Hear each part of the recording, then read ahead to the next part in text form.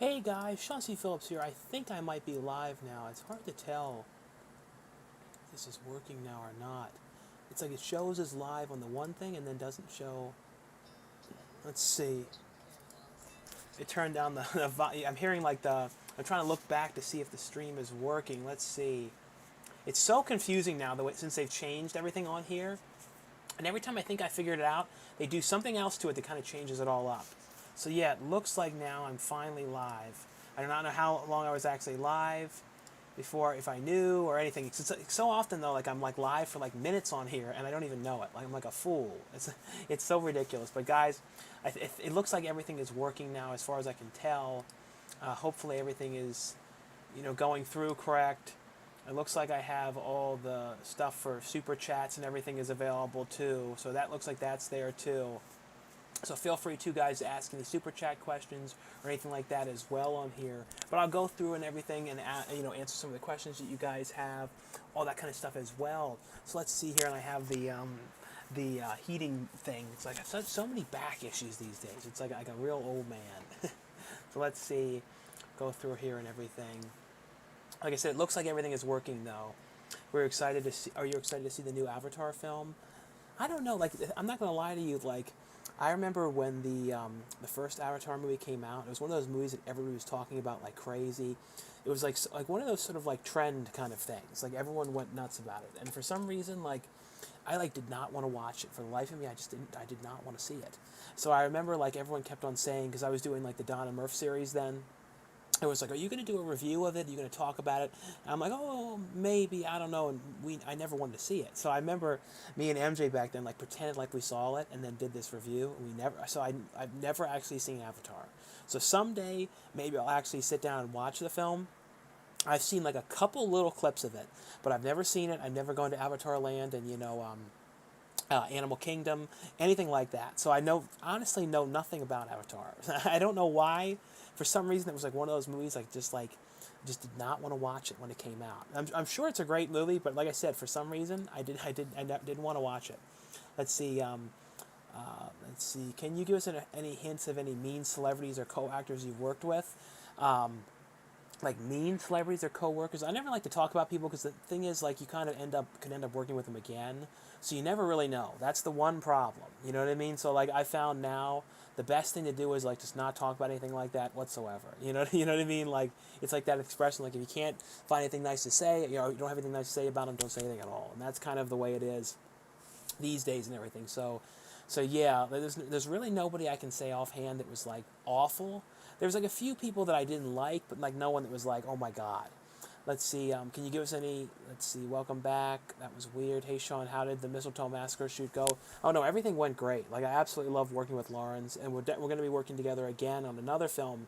We'll talk more about that in the future and everything like that.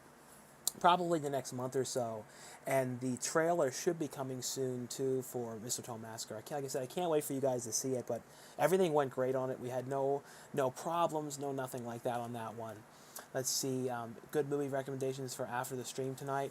I would watch X was pretty good. The Ty West movie, I watched that one recently. Jackass 4.5, that went on, Netflix now. And that was fun. I liked watching that, though, just because it was funny to see Carl Solomon, who I know, who's been in some of the movies that I directed, or he's actually been in every single one. I mean, he's like kind of like Carl Solomon's like a good luck charm, but he's like one of the naked old guys in the scene when Johnny Knoxville's character like pulls the fire alarm at the old folks' home. So then you see them and everything. Let's see. Um, let's see. What's it like to meet Todd Bridges? I met Todd Bridges originally the first time, though, back on Scream Bloody Murder, and that was last May. And we didn't get to talk too much on that one because it was so hectic on that shoot, and everything was just so chaotic, and there was like no downtime or anything like that. But on Mistletoe, we got to talk a lot. I thought he was really cool. Got to talk to him for a while. He's definitely somebody, though, that I would if I can and he's available and likes the projects, I'd love to bring him back for more stuff, though, because he's really funny. Like, Mistletoe Massacre is pretty much like 90% improvised, kind of like Curb Your Enthusiasm, which was what I really wanted to do with the movie, and Lauren wanted to do as well. So for that, though, his stuff was all improvised.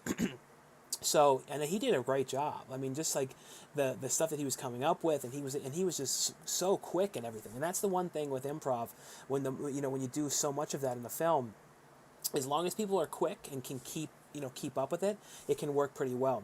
Sometimes you run across people that just don't want to do improv at all, or they kind of lock up and stuff. But he did a great job. Let's see. You're alive. What's it like to meet Todd Bridges? Hey, you gonna watch Bob's Burgers movie? Yeah, I don't know. I might watch the Bob's Burger movie. I never watched though anything in it though. I mean, never watched any of the show. That's another one of those things where, for years I always have heard people talk about it. I've always, at Comic-Con, I've always seen how popular that is. It's like one of those things that probably one of the most popular booths at Comic-Con, just because it is always back, and they always have like a huge line for people to get the new free stuff. They always have like those free like paper masks for Bob's Burger, those things that you hold up and all that kind of stuff. So that's one of those things that I think even during the Comic-Con light they had, I remember they had a big thing going on for Bob's Burgers. But like it's one of those things, like I said, I never really watched it. Let's see. Question. First question: do you miss being at the theaters? Let's see. Where was the question there? Just want to make sure I don't miss any of these. Do I miss being? Yeah, I used to work. If you guys don't remember, I used to work at back when I was in Maryland, from the years of like 2008 to 2010.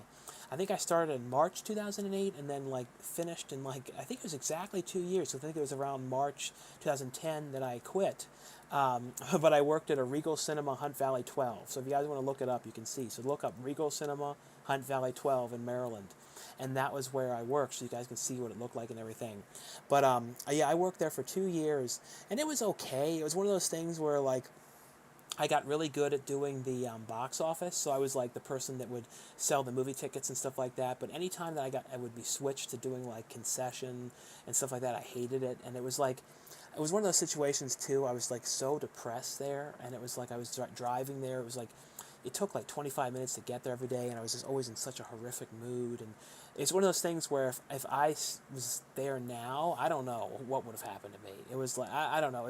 I'm really glad, though, that I'm not doing that now, and I'm able to do stuff that I really like, because I don't know. I really don't know what my life would be if I was still doing that. I really don't. And I had so many like bad moments there. I remember the one time there was like a big thing with a $50, because basically they would go upstairs and count the money and everything like that, and they would do it during busy times too. Because the money kept coming in so fast, and especially on Fridays and Saturdays, they would have to go up there and do the money counts all the time. So one of the money counts, it ended up being short for what it was supposed to be, and it was like $50 short. So it was obviously a $50 bill had gone missing or something like that. Because I remember actually having a $50 bill that day and everything. And then it became this whole big thing, and then the manager was accusing me of stealing. It's kind of like the only memory that I can remember of the movie theaters is that. It's really weird. I don't know if you guys are the same, but if you had a place where you had a lot of traumatic experiences, literally the only thing you can remember is none of the good. That's at least the way I always am. That's my biggest problem, is I always lock on to the bad that I had in my life, and I need to focus more on the good. But with the movie theaters, that's kind of the one main thing I always lock onto is that $50 thing. And then, of course, the next day, the manager came in and said, I found the $50. So obviously, I think what was going on was the guy was trying to steal it or something and then pass it off on me, or I screwed up somehow and gave it to somebody. So it was this really weird thing. I don't know. I really hated the situation because, right afterwards, the manager was really strange to me. It was one of those things where you kind of knew something was going on with the money, and he obviously was doing something to me because I was new, but it was awful. And like I said, that's the one thing I always remember about that movie theater. The only good thing I liked about it was the free tickets. And then they were giving out free posters, and you were able to get them. Then there was this one really weird guy that never showered and had the worst odors that worked there. And he was taking all of the posters that he was getting for free, and he was always requesting them, because you could put in requests for the ones early or the ones that you really liked, and he was always requesting the really good ones and then selling all of them on eBay. And then he got caught because they had something in it that you could track the posters or something like that, a UPC number or something that was hidden inside of something weird that they were doing. And they figured out that it was him and from the theater that I worked at, and then they basically said no more free posters, and then that was it. So then they started taking away things little by little at that theater, too. So that was the other bad thing that kind of had happened there. I think it just lost signal for 1 second. It's so weird that it does that. Sometimes I see it like spinning like that. Then it starts up again. It's very, very odd. Because it's like, even the internet in my house does this weird spotty stuff where it's like fine, and then every so often it kind of cuts off. The problem is, I don't know if you guys are the same when it comes to like the internet or like calling the cable company. It's like every time you have them come out, it's like things usually get messed up worse than they were when they started. Like every time, it's like the internet speed used to be like 400 or something megabytes a second. I think it was like 30 megabytes a second for uploads. And then as they started coming out to fix things that would get screwed up, everything started getting lower. So now it's down to like 200 megabytes a second. The upload speed is, I think, like tops at like 20. But like I said, it literally was 40. But because they would come out and fix things that would be screwed up, they would make these little changes that would lower all the speeds every time. So I have no idea what they were doing. But it was like, that's why I hate having them come out, because I know if they come out, then the upload speeds are going to be down to like 15. And it's going to be like this notorious thing to the point where the upload speeds are going to be like 2008, 8 speeds of like, 5 megabytes a second, or that really, really slow that it was, where it would take you literally like a lifetime to upload a video. That's why like the early videos that I would put up when HD started coming out, I never used it, and I wish I had my early stuff in HD, but it was like everything would take so incredibly long to upload. I just never did it. Let's see, any movies you're working on right now? Pretty much just like the production work, post-production work on the films. Mistletoe Massacre. I should be seeing a final edit before. We have to trim down some stuff though, but a pretty much final locked edit though for Amityville Bigfoot. So that should be very, very soon. And then we're working on right now the next film that we're going to be doing sometime this fall. I'm going to be taking a little bit of a break, though, just because I've done so many things back to back to back. I mean, since last May, it was Scream Bloody Murder. I directed, and then Amityville Shark House, and then Amityville Karen, then Amityville Bigfoot, and then, then it was Woods Witch, then Mistletoe Massacre. So it was 6 films in a span of a year. So it was just like, oh my God, you know what I mean? And it wasn't even a full year that I did them in, because I finished it right before. So it was just shy of a full year with that amount of time. So honestly, about 11 months, which was like, and there's no way I'm going to do that many things again. Like maybe like 3 tops a year, but more likely it would be like 2 now. I just don't see myself having I don't know. Just that was just so much to try and do all of that. Let's see. Would you like to work with Scout Taylor Compton? What was it like to work with Scout Taylor Compton? Oh no, that was great. I was, it was a little bit stressful though. I was like worried about the whole thing, just because it was like someone that I had really, really wanted to work with. Anytime it's somebody that you really want to work with, you kind of get nervous about it too, and you don't want to screw up, and I don't know. It was also the first thing I was directing. Like if I was doing it now, it'd be totally different. I'd be so much more confident in everything doing it. But it'd be then, since it was, like I said, the first film, and that movie too was a little bit confused and everything. There's a lot of issues going on, and that expression stepping on your toes, and all of that was happening. So there's a lot of that. Let's see. Trey acknowledged the Bloodline. Thoughts on The Hitcher with C. Thomas Howell. I always loved that movie. I remember they made that sequel to it as well. I have no interest in Avatar. The first one bored me. CGI overload. That's the one thing when it comes to those movies that are like super CGI fest. Sometimes I don't really like those things. You know what I mean? When they're all like just total CGI. Let's see. What were your thoughts on Red Rocket? I liked it. I thought that it was cool. I didn't like it as much, though, as I liked the Florida Project, though, but I did really, really like it. Let's see. Trying to make sure I don't miss any of these things. For The Last Batman. What's been your favorite film you have worked on so far? I feel like out of all of them, I really liked doing Amityville Karen, just because it was just like, it felt so small, like, and it was just like kind of like me kind of doing everything on it.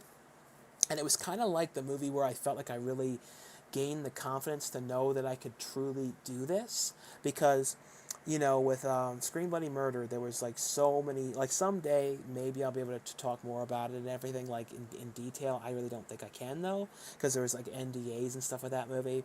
But there was just so many problems on that, and so much stuff just like breaking me down. Like that Korn song, "Breaking Me Down." Like that was sort of like the way I literally felt on that movie.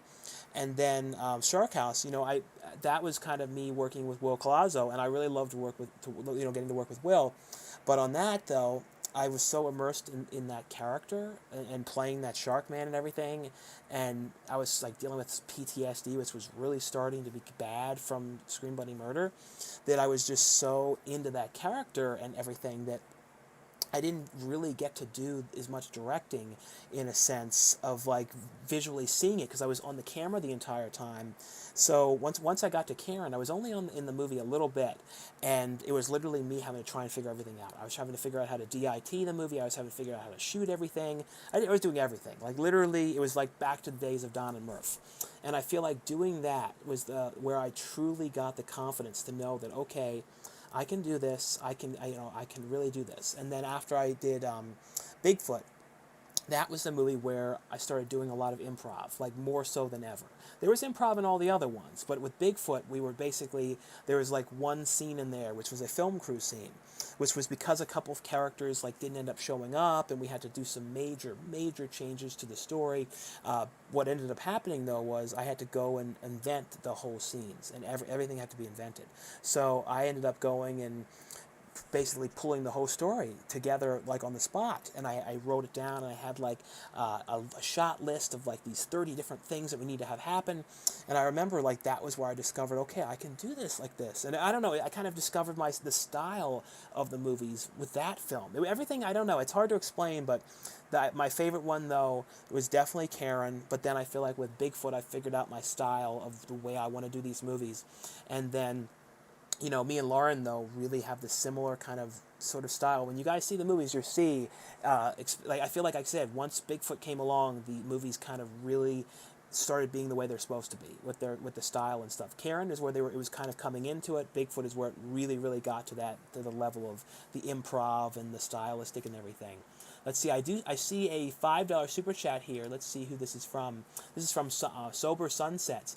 Thanks so much, Sober Sunsets, for the $5 super chat. And he said, "Is Scream Bloody Murder available to buy on Amazon?" It's going to be an exclusive, for a streaming service. It's basically one that starts with T. That's kind of all I can say, without really saying anything. But yeah, basically, it's going to be on a streaming service. And that's for the U.S. I don't know what the deal is, though, with everything, internationally and in Australia and stuff like that. So it's probably going to be, because Scout Taylor Compton's in it, and she's in a new movie that's coming out with Rosa Salazar, and she's getting a lot of attention now, too. I think internationally it's going to do really well. The thing is, I don't know anything about any of that anymore, to be honest with you guys, for one reason or another. So I'm just going to be kind of learning it as you guys do.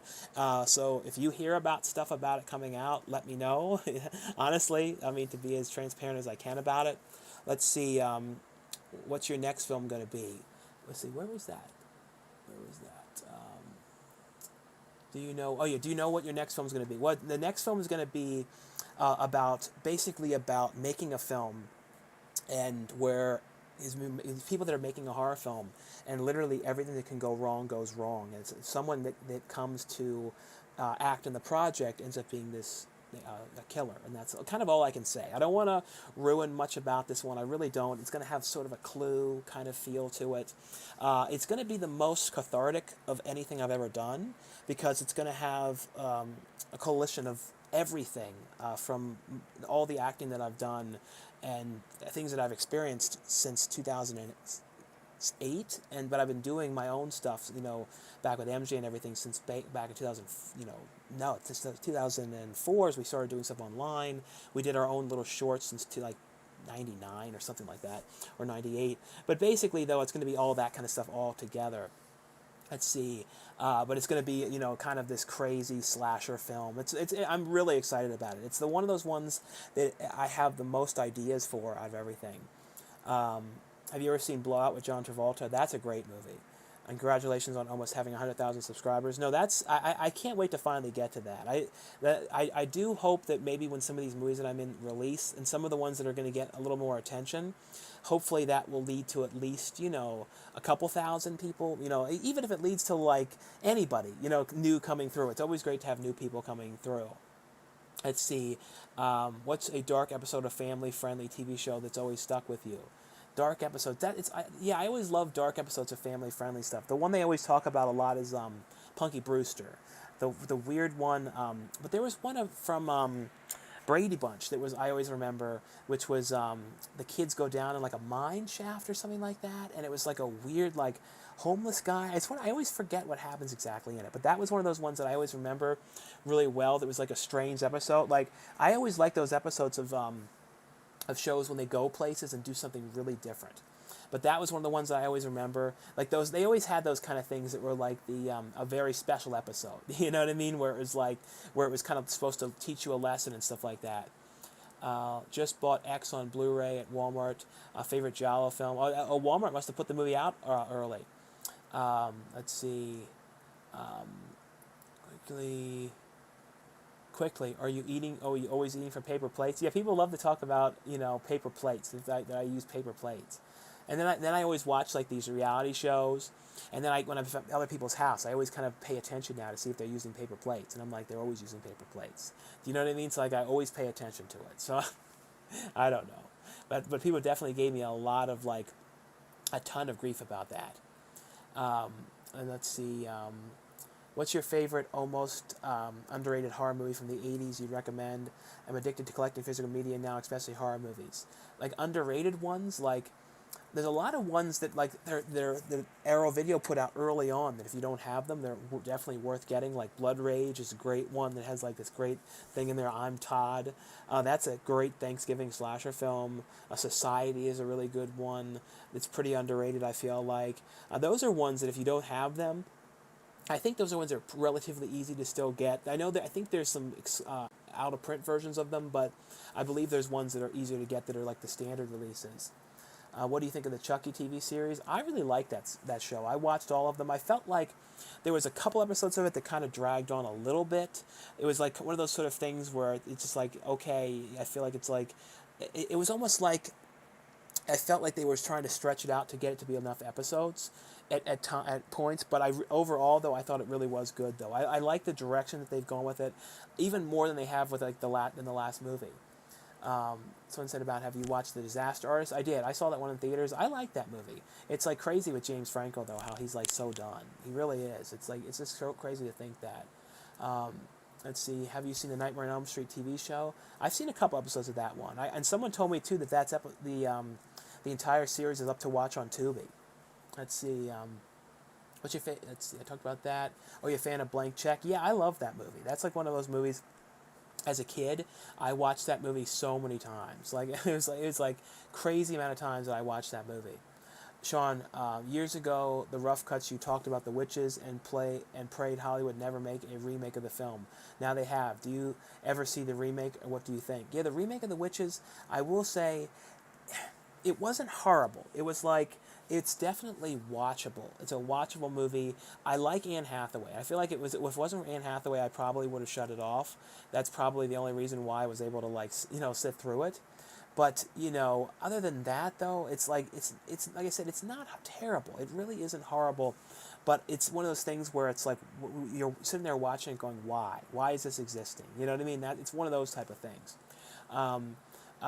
What is your project you are working on? Will it be horror? When are you coming to Vegas? Yeah, hey Nicole, the next one is going to be a horror comedy as well. I think it's going to be in the fall is what we're looking at, but me and Lauren will definitely let you know and keep you posted on all the details and everything. But I don't know when I'm going to come to Vegas. I haven't been to Vegas in a while. My brother really wants to come back out there again too, because we used to always go for the holidays, like around Christmas time, and just kind of go to Vegas. It was just like the thing we would do, and they would like get Christmas gifts and stuff like that. And we neither of us gambled or anything like that, but we would just kind of go walk around the casinos, and then go to Summerlin, and then go to like the stores and some of the DVD stores and thrift stores, and this like weird stuff that we would do. This time I know we would go to some anime shops that he'd like to see and stuff like that. Let's see. Trying to make sure I'm not missing any of these. It says something about blank check, Crater of Fear, thoughts on the Purge series. Any thoughts on the Purge series? I didn't watch that much of that. Let's be honest, best movie ever, probably Pee-wee's Big Adventure, probably. Hey, Sean from Cape Breton, Nova Scotia. I watch your weight loss videos every now and then to keep me on track. Your journey is complete now, but has remained a big part of your life, or are you running on auto now? It's sort of on auto now, trying to maintain. That's like the biggest thing with me, is trying to stay within the same range and everything. I've been pretty much okay. It's always been pretty much like the exact same level. I maybe would like to lose like a little bit, but not like I don't think I want to get to the point where I was at my absolute super, super lowest. I think there was one point it was like, I think it was like 180 something when I got like really, I kind of got to a point when I was kind of getting to the point I thought I might have been having a bit of a problem with eating. And then what also happened was I had gallstones. So then because of that, I wasn't able to eat anything that had fat whatsoever. So I got so underweight because I was like eating so little. It was a big mess. I'm so glad that the gallstones, the gallbladder's gone, so I don't have to deal with that anymore or having any more of that stuff. Let's see. Where was I? Make sure I don't miss these. Have you watched Dawn of the Dead? No, I love Dawn of the Dead. Both the original one and the remake. Do you help with editing of your films? No, I don't know anything about it. Like nowadays, I couldn't do anything with editing. So I have different people who are editing all of them. Let's see. Are you planning to watch Crimes of the Future? No, that looks amazing. The new Cronenberg movie. Sam Hyde has just broke out of federal prison. Will there be any nudity in Amityville Bigfoot? Amityville, I think in Bigfoot, I think there's actually, like male nudity. I think there's an ass. I think there's an ass in Bigfoot. A male ass is what. So you can look forward to that in Bigfoot. Let's see. Where was I now? Are you hyped for Suspiria 40th anniversary? No, I love that movie. Which actors have you always wanted to work with? Christina Ricci, somebody that I'd love to work with. Now I kind of have this obsession that I'd like to get Bruce Dern in a movie.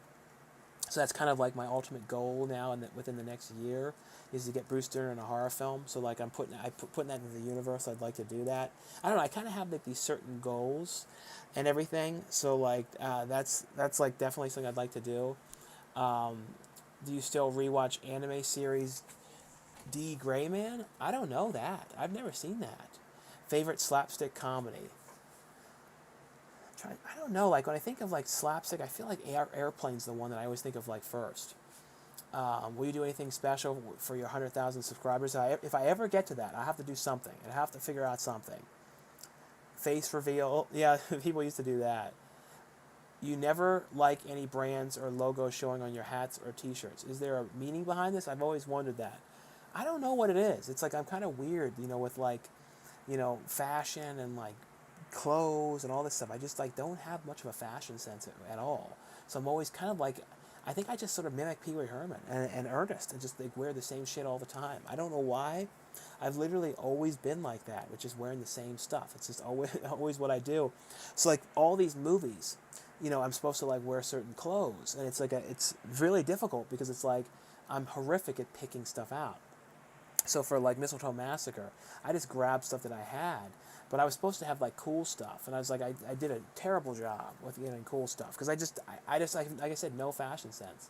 Have you ever been able to meet Ken Foree? He's one of the actors I've always wanted to meet. Yeah, I've met Ken Foree. He's actually one of the first actors I think I ever met at a horror convention. I think at one of the earliest ones, which was the Horror Find convention in Maryland, and I think it was he was there, Michael Berryman, Bruce Campbell. They were some of the first people I remember meeting ever at conventions. But I literally think that Michael Berryman was the very first celebrity I ever met at a horror convention ever. I think I met him first, and then I remember he used to sign on all of his autographs, "Love Life." And I believe that time I also met Sid Haig. It was like a great group. I think Scout Taylor Compton was there, from what I can remember, signing for Halloween, because that was just about to release. It hadn't come out yet. Daniel Harris was there. I remember that one really well. And like I said, Rob Zombie was there, because he used to actually just go to conventions all the time. Let's see. I worked at PetSmart with MJ for about 2 weeks. How I found out about your channel. Oh, that's cool, Mike. That's crazy that you work with at PetSmart with MJ. But who knows what's going on with MJ these days, Mike? It's like, I don't know. I found this phone number for him, and then I tried to call it, and then like I didn't have any luck, and then there was like no voicemail or anything. And I think it's a new number. So I have no idea if he's really in Colorado or what. I can't figure the whole thing out. It's just so strange. It's like the movie The Vanishing. I feel like he just vanished off the face of the earth. Let's see. Let's see. What do you do for a living? Oh, the main stuff I do is YouTube, and then but now though it's the directing and everything. So I've been putting together these projects and doing producing on them and all that type of stuff. So that's the big thing I'm doing now, is putting together the films. Let's see. You were born on my birthday. What films have you done where you were the most dialogue in the final cut? Well, probably the stuff that I've done myself, honestly. You know what I mean? Anything that if I'm directing it, it's a big, a lot of dialogue. But movies that I didn't direct, I think that has the most dialogue is probably Quake. That one's on Tubi, you can watch. That was one that aired on the Sci-Fi Channel. It was like a sci-fi original. That's probably the most. So I would say for that's what would be the one. Let's see. Do you believe the upcoming movie projects will be made with much more budget so it can be more popular? Probably. I think is I don't know if it's like the budgets as much matter with the popularity as much as it matters with more like the technicality of the production, like especially with what we're doing now.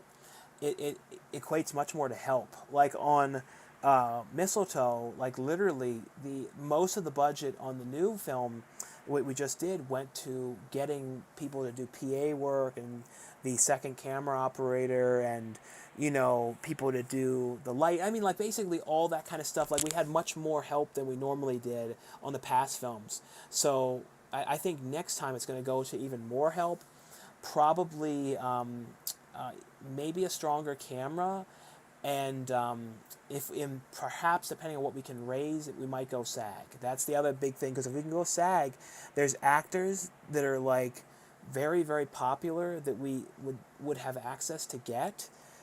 Because between both me and Lauren, we know a lot of people that are bigger that just can't do these movies because they're not, SAG and stuff like that, films. So that's another thing we're kind of thinking about. Let's see, have you met Ryan Kira Armstrong? I don't believe so. Thoughts on political correctness ruining movies? Yeah, I'm not a big fan of all this PC stuff, honestly, in films. Like, there's certain things that I really don't like. Like, I don't like certain words in films, and I don't like stuff that's really extremely offensive. But, like, classic movies from the 80s and stuff like that, and, like, certain jokes and stuff, it's a little tiresome that it's like such a worrisome thing, all the time. Like, I don't know, you know what I mean? Like, I don't know. I don't want to get into the whole thing. It's probably best I don't.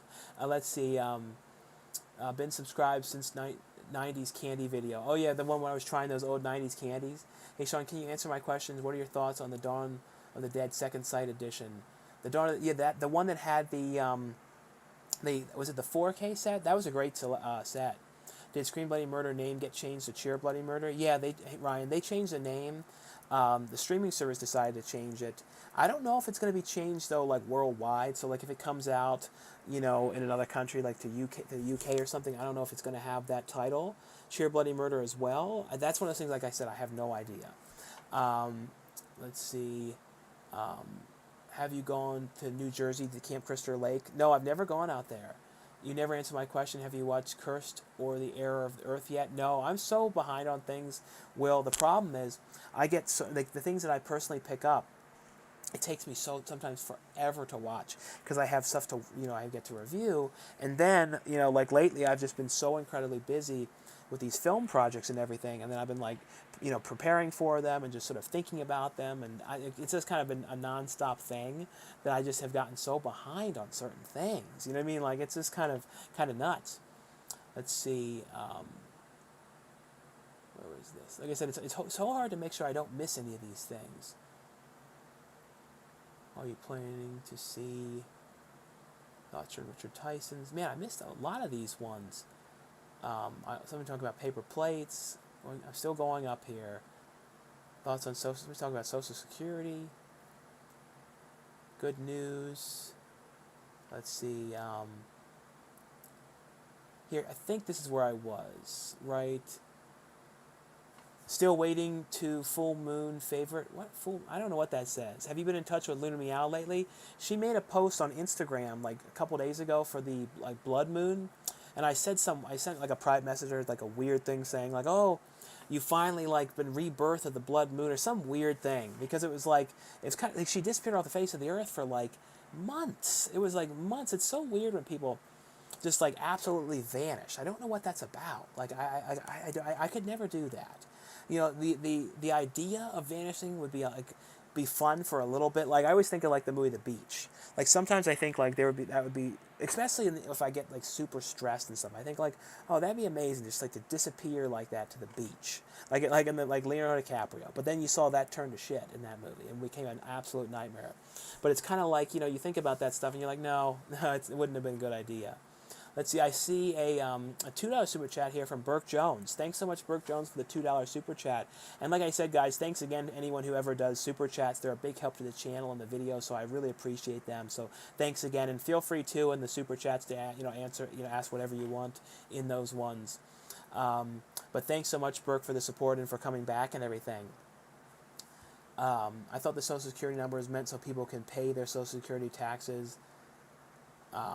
Have you met Jenna Ortega? No, I don't think so. Do you think Marvel is becoming oversaturated by producing too much content? I think it's like the problem is that what I kind of suspect is going to happen at some point is I know they have Disney Plus, but I'm kind of thinking because Marvel is making so much stuff, like to the point where it's nonstop, I kind of think that at some point Disney and Marvel will break off with in the streaming aspect. In a set, maybe, I don't know. Disney's still going to own it. But I think they're going to make it so you have to pay extra for the Marvel stuff. This is what I'm suspecting.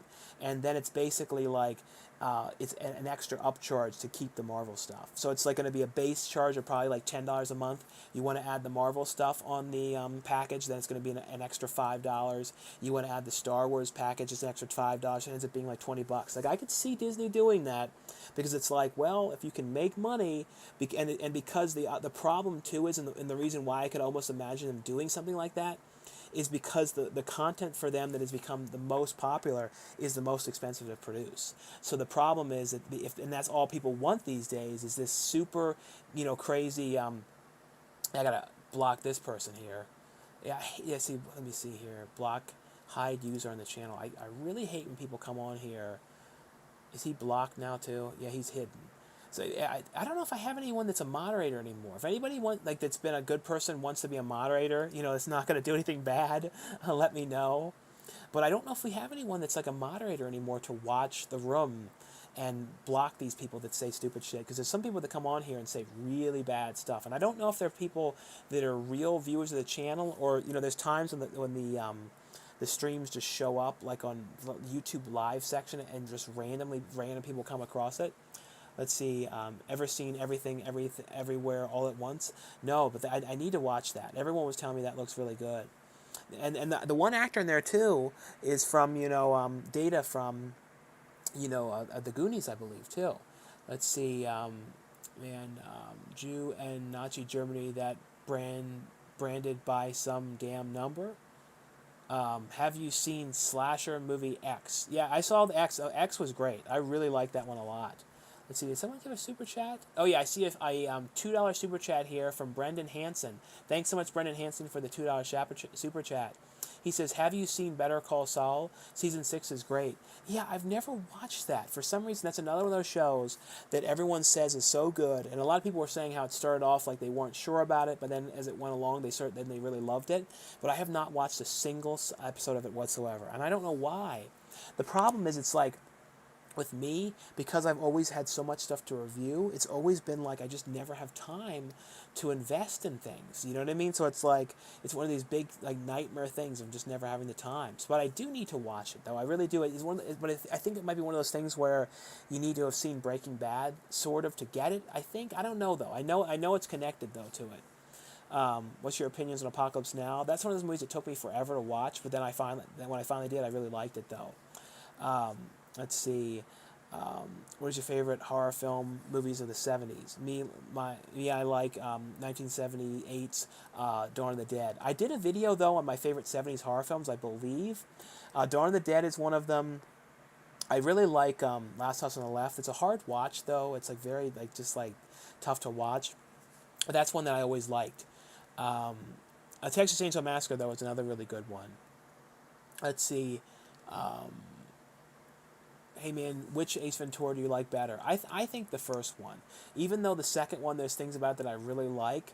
The one thing though that sucks though is how the first one though, it's never been released on Blu-ray in America with the extended scene in it that I love. It was it was always added on to the VHS and then the DVD. And it was that scene of him going, okay. He's like doing this really weird thing, mimicking this dolphin trainer. And like as a kid, I loved that scene. Like there's something about it. It was just like weird. I just love that scene. So it just to me sucked that it was cut out of there. Someone said, "Can you block Peter?" Let's see who is Peter. Let me see if I can find where he is to block him. Yeah, that person was blocked. I don't see who Peter is. Oh, Peter. Can you block Peter Hamilton? Where is it? Peter, Warren Wade. Hamilton? No, can you block Hamilton? Let's see. Where is Hamilton? I gotta make somebody though a moderator on here though, because it's like to make sure these people are not going on here to say stuff. Is this Hamilton one? Mr. Himmel? No, I don't know who that Hamilton one is. Let's see. Have you seen? I talked about that one. Do you watch the Downton Abbey movie? I never really watched that. What are your thoughts on Big Bully? Yeah, with Tom Arnold, I love that movie. That with that one is one of those ones I as a kid I watched that movie so many times, and like I as a kid though, like I knew it wasn't a great movie, but it's one of those things though. Even though it's not great, you still watch it. You know what I mean? Like you still like it. There's certain things that are like that. You just for some reason just like it. Let's see. I missed the drive-through videos. Yeah, everybody wants me to do the drive-through stuff again. I don't know what that is. Maybe sometime. Let's see. What is the best tip to keep weight off? It's basically nowadays it's to try and figure out kind of like how many calories you can eat to stay within the same range. That's the biggest thing, and just kind of try to keep tabs on what you're eating the best you can. Either write it down or just sort of keep a mental note of kind of what you're doing, and just be aware though you can't go crazy with it. You know what I mean? If you're going to have a time that you go crazy, you're going to have to go to the gym, or you're going to have to walk for a long time to walk it off, like stuff like that. So those are the kind of things though that you definitely want to keep in mind with it as well. Is it like just because you lost the weight doesn't mean it's going to be you're going to be like, oh, everything's fine now. You're a thin person. You know what I mean? It's like, yeah, you're thin, but you never know how long. That's the thing with weight loss. Let's see. Have you ever done physical therapy? Like for my shoulder, the one actor on the last movie, Ozzy, he was kind of helping with some techniques and like just some exercises and stuff like that, but I've never done like an actual like in a going to a place or something like that. I see a $2 super chat here from George Topping, and he says, "Will there be ever be a Donn and Murph reunion?" I would love to do some kind of reunion again with MJ. Like maybe the next movie, it would be really cool if I could get him back again. But the problem is, it's like I don't know what's going on. I don't know if he has any interest whatsoever. I remember the last time I heard from him, he said, like, this was years ago. He's like, I don't want to do any more movies unless it's something where it's just us doing it or something like that. I remember it was like, if it was us doing it, he was interested, or it was me involved with it. So it was like, then he wanted to do it, but not like something that he didn't have anything really to do with. That was at least what I was noticing. So who knows? Maybe we'll be able to get him to come back again. I think it would be amazing. But you never know, But if he did come back, I don't know if there'd be a Donn and Murph reunion. It would probably be something different, I would think. Maybe we would try and do something, something Donn and Murph. Even if it was like the quickest little, like, 30-second skit. You know what I mean? Even if it was something. You know what I mean? Let's see. Have you done...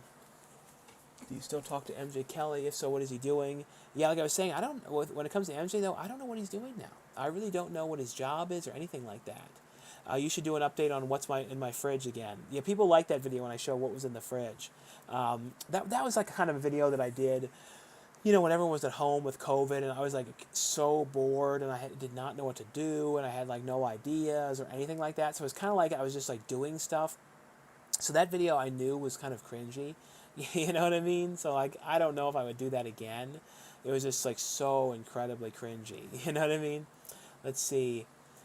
What are your thoughts on Richard Tyson's role of Colin Crisp in Kindergarten Cop? Would you like to see him in a film? Would like to see you in a film with him. Yeah, Richard Tyson. Yeah, I actually talked to Richard Tyson about a project in the past. Maybe I can get him in something. I mean, believe me, I can. We'll see. Maybe down the line, I think it would be cool. It has to be the right part for him, though. I'm really weird when it comes to getting people. I want to make sure it's the right role and everything. I see a $5 super chat here from Burke Jones. Thanks so much, Burke Jones, for the $5 super chat. And thanks again, anyone who does super chats. It's a huge help to the channel and the video, so thanks again, guys, for the support. But Burke says, have you seen John Cherry, director of Ernest movies, passed away? No. When did he pass away? Let me look that up. Somehow I didn't know that. John Cherry.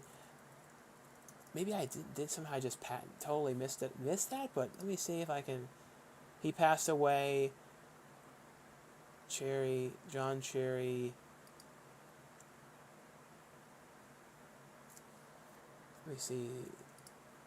John Cherry, Ernest. I'm trying to see if I can figure out exactly when he passed away. Oh no, he died. Oh, it was recently. It just happened. It was May 8th. So no, see, that's what I thought. I did not hear about that. So no, I had absolutely no idea about that. Which was like. The one thing too, when it comes to John Cherry, I always think about too how that he made that Ernest the Pirate movie that never got finished, and apparently they shot a lot of the movie because I talked to the one guy who was the producer of Ghost Quake, and that's the one thing that was always interesting. It's funny now that I've went into this field of directing and producing now because on all the films that I ever did acting wise, the person that I would always talk to, I'd always be standing in the back for some reason with the producer. I did that on Girls Gone Dead. I did this on everything. So I did that on that one too. But I was on Ghost Quake. I was talking to the producer on that, and he actually produced the Ernest movie. And he says, yes, there was footage of it. And I was like saying, do you have it? He says, I don't know. We might. I wish I could have saw that footage. But I see a $20 super chat here, and thanks so much. This is from L Movie Master. So this is L Movie Master is who donated. And thanks so much, L Movie Master. Can I pin this? I don't know if you can pin it. Let me see if I can, let me go to the channel and then copy the link to this channel so you guys can actually, sometimes I don't know if it's easy to, I'm just going to copy the link here. This is the Elm Movie Masters channel, so you guys can check it out and subscribe and stuff like that too. But thanks so much for the super chat, Elm Movie Master. But he says, have been watching your channel since 2008. It's awesome to see you directing movies. Can't wait to see Amityville Karen. Pre-ordered my copy on DVD. Oh yeah, that's the one thing, guys. I have a link up too. I'll copy the link too for that now here as well.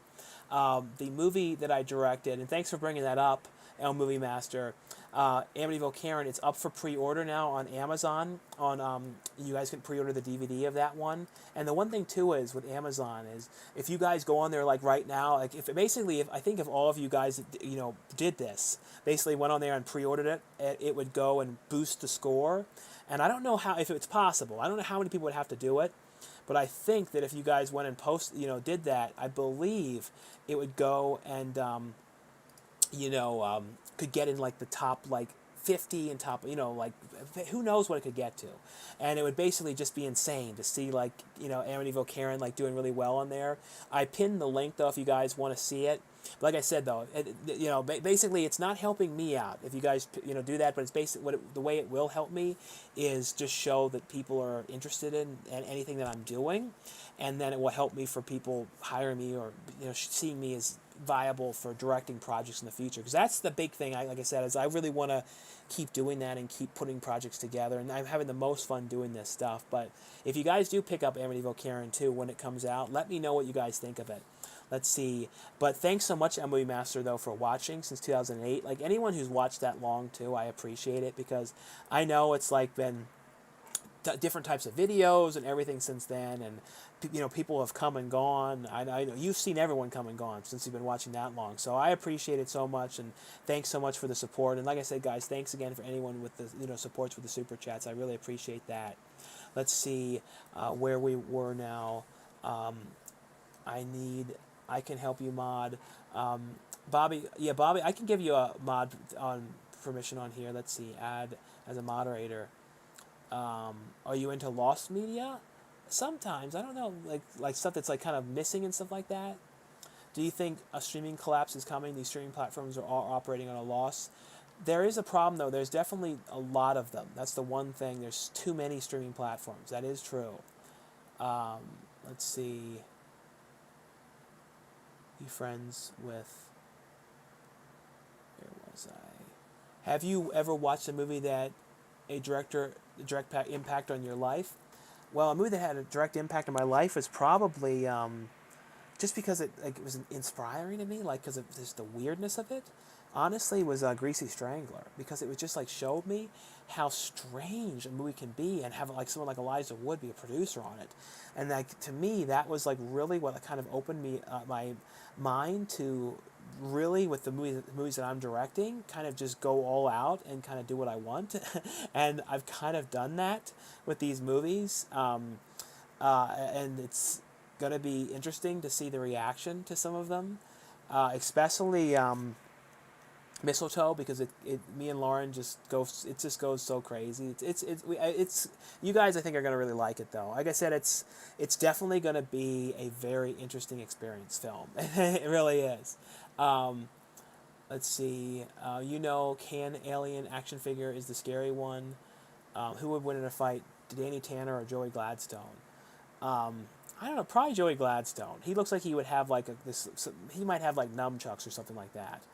Have you been to Dallas? Yeah, I've been there a couple times because I went out there to shoot the movie Dr. Gift I was acting in, and the movie Strix as well. Have you seen Scream 5? Yes, I have.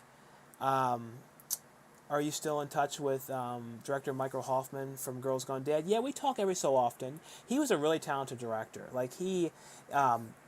Just seeing what he did, especially that whole movie though, how that came together and stuff too. That was definitely one of my favorite movies I ever got to act in. Just because it was just the first time I ever got on a film set where I felt like I was in a real movie. I don't know how to explain it. It was just the cameras that they were using, the equipment, the amount of crew and everything.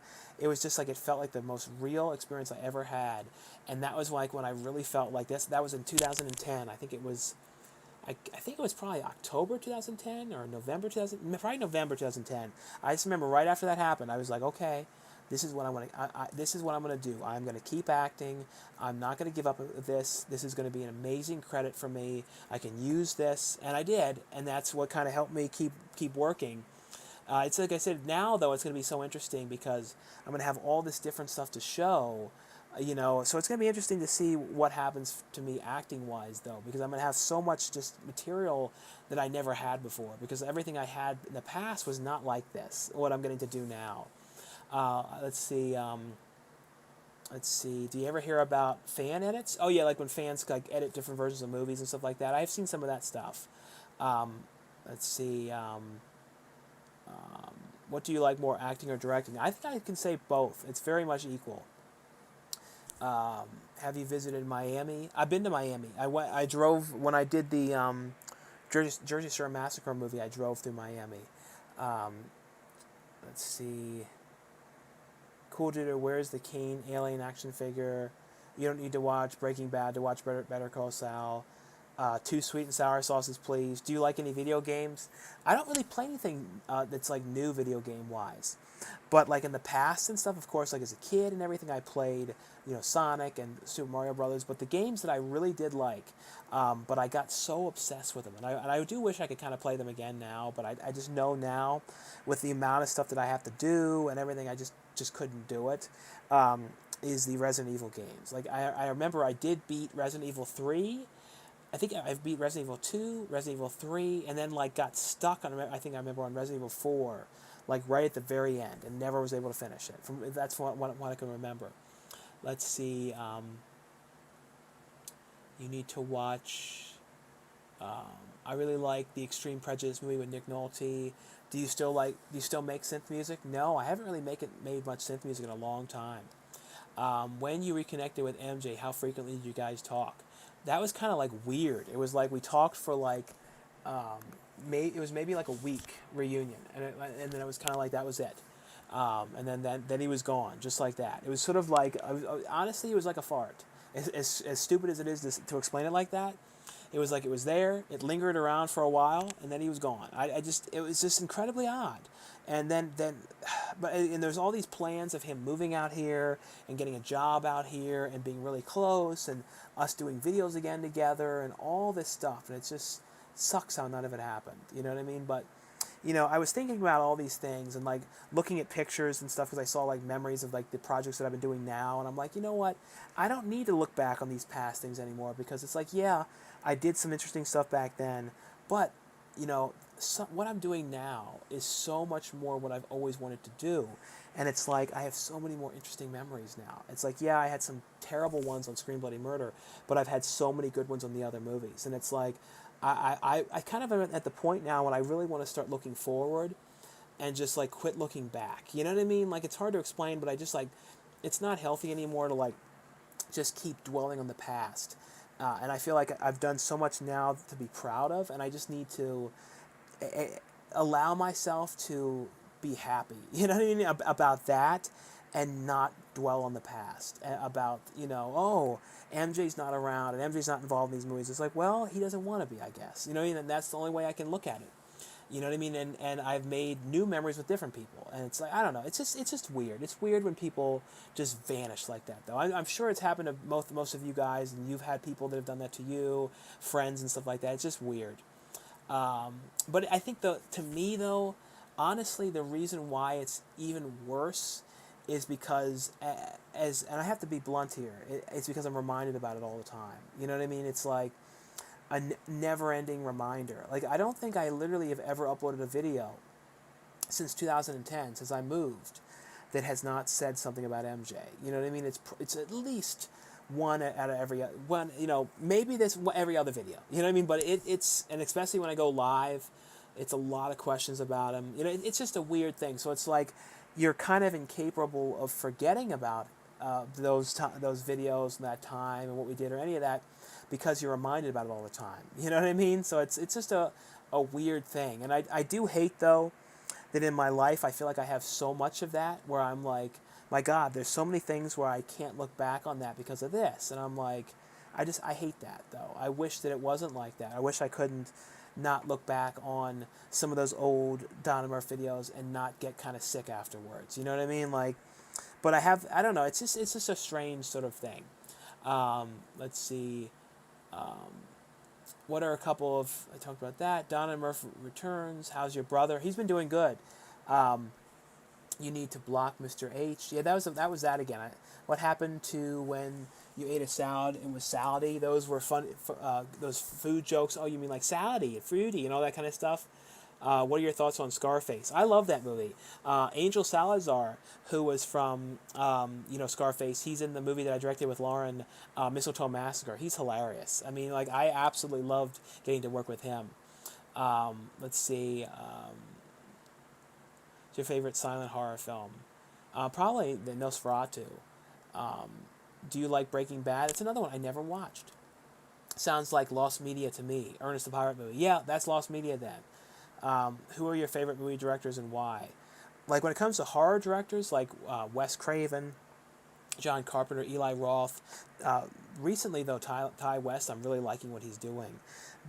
Really like his stuff a lot. And X was great. I know he made a prequel, too, with Mia Goth at the same time. So that's going to be interesting to see. How many movies did you do so far? When it comes to directing, I've done 6 ones, which is crazy. I've done six features, yeah, but I've done some other ones that I helped put together. So there's one that I did a lot of work on it, though, called Amityville Hex. That's coming out. Amityville Hex. That's going to be coming out from Wild Eye Releasing. Comes out August 8th. and that's one that I helped put together, and I got like the cast members for it and all sorts of stuff. That was an undertaking. We did that right in the beginning of when everything happened in the world. Like it was probably like beginning of April I started putting it together because I was like bored and I'm like, we need to do something, you know what I mean? So I kind of like came up with this weird thing, and that was kind of how it kind of came together and everything. um, Maybe I'll do another one of those kind of things again, but nowadays I kind of like doing it in person stuff again. You and Wet movie are hilarious. Yeah, hopefully I think I'll probably end up running into Brennan again, you know, because I am going to be going to Monsterpalooza, so like, you know, I probably will see him there. Do you like Breaking Bad? I talked about that. Let's see. I guess I'm trying to make sure I don't miss these. Did you see? Let's see. Damn, Ernest Goes to Camp turns 35 this year. I know. And that movie, too, that's probably one of my most watched movies ever. I mean, my God, the amount of times that I've watched that movie. And it makes me cry, too, that Gee, I'm Glad I'm Raining song with him when he's singing that outside. When I think of, like, absolutely most depressing times of my life, like, that's sort of like how I sort of feel, like Ernest. It's Ernest when he's walking around outside just totally crushed about it. That was kind of how I thought about Scream Bloody Murder, though, honestly, because of something that happened with that movie. That was sort of me, kind of wallowing in my own self-pity about that movie. Let's see. Has anyone ever turned you down for an autograph? I don't think so. I don't really go around asking for autographs, though. I'm not really into that. Like, to me, I kind of like the experience of meeting somebody, and especially nowadays, like, on the movies that I'm doing, like, I kind of am the last person to actually get a picture. Like, I have to kind of be reminded to get a picture with, like, the celebrities and stuff like that we get. Because I don't like to be bothersome and weird and all that. I don't know. I'm like, I usually forget. So, like, so often I don't end up having pictures with people. Like, later I kind of wish I have them, honestly, to put up and stuff like that to promote about the movie. But, yeah, I miss out a lot. Let's see. Have you seen Paranormal Activity? Next of Kin? No, that I'm waiting for that one to come out on DVD. Hopefully they put a Blu-ray or something for it. What are your thoughts on Dragon Ball Z? I never followed Dragon Ball Z. Was Girls Gone Dead ever sold at Dollar Tree? It's out of print now, but usually E1 DVDs. No, it never was. That one, that movie sold really well when it came out. It never was. It never was out of the top sellers on Amazon for a long time. I mean, I'm surprised that E1 hasn't re-released it through another company or something. I'm really surprised because, or a burn on demand company or something, because it did so well.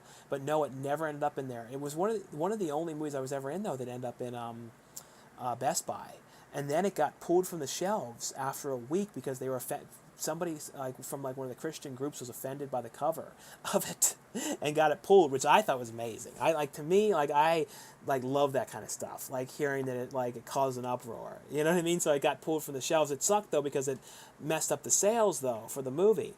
So I can't imagine what they was lost on sales though from Best Buy, because Best Buy ordering that was a pretty big thing at the time and everything. But no, that one never got there. Where you, I remember a video where you imitate Hulk Hogan. Sucks that you removed it. There was one when I emulate Hulk Hogan. I don't remember that. What do you think about Superman Returns? I thought that was okay. Are you excited for the Alex Labia movie? I always say labia.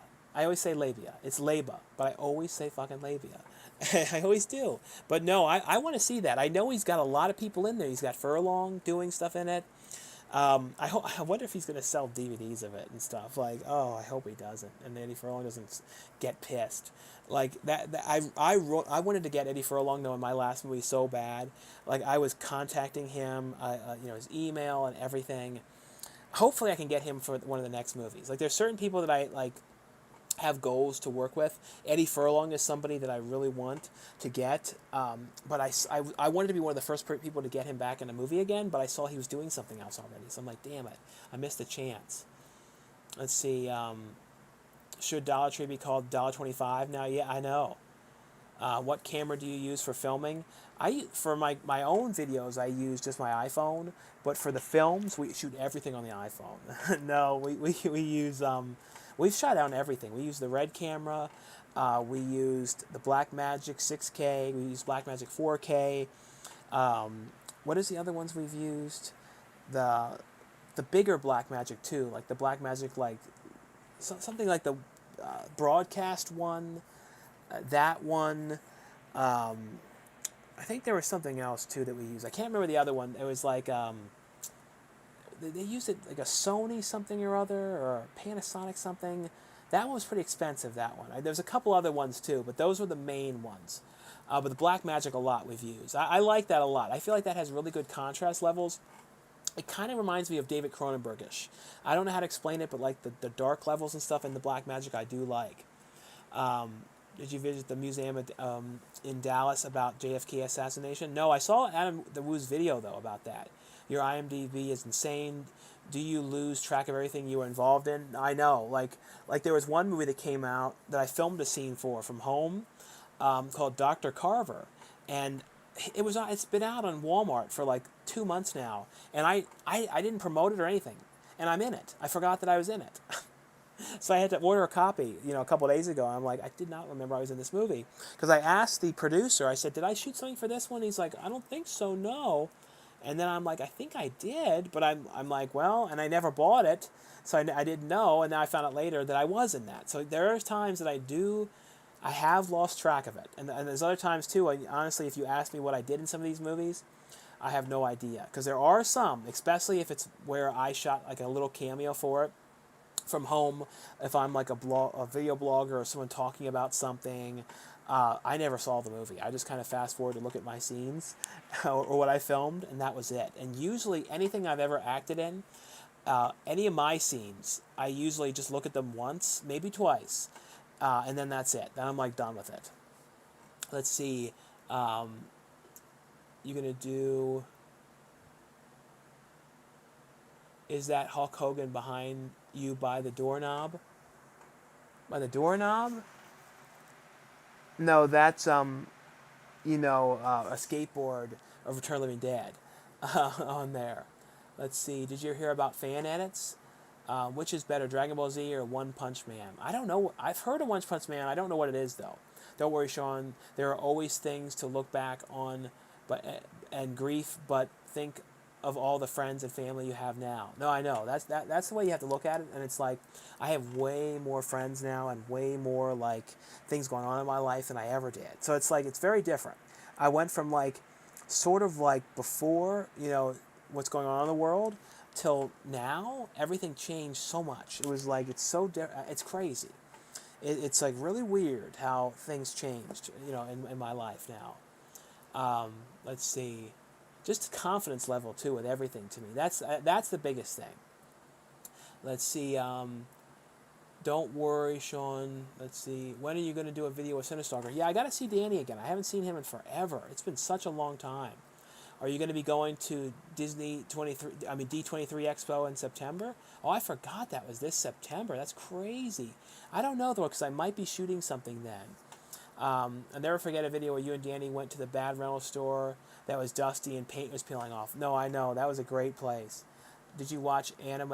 If you watch it, what are your top 5 animes? No, my brother, though, he knows anime really, really well. But I don't know a lot about it at all. What do you think about Chris Stuckman's movie deal? How do you think it will turn out? No, I saw all the... I don't know if I heard all the deal stuff, but I know he... is it Cannes with the movie now, or they're taking it there to sell? And I don't know if is it going to go to Shutters, what I'm suspecting? I don't know, though. But I sent him an audio message just congratulating him and just basically saying, he also really brought a lot of good attention to crowdfunding, positive attention to it, and attention to found footage and stuff. Because I made a found footage movie, too, Woods Witch, with Tom Sizemore and everything. And, I think his movie is really going to help get even more attention to mine, because people are just going to be more interested in found footage again too. So I'm very happy for him and everything that's happened and everything. Let's see. Trying to make sure, like I said, making sure I do not miss anything here. Those alien action figures behind you were banned when I was a kid. I was not allowed to play with them. Oh, that's crazy. You weren't allowed to play with them. Who will win the NBA championship? Yeah, that's the one thing I don't know anything about, like sports or anything like that. I am like so out of the loop with certain things like that.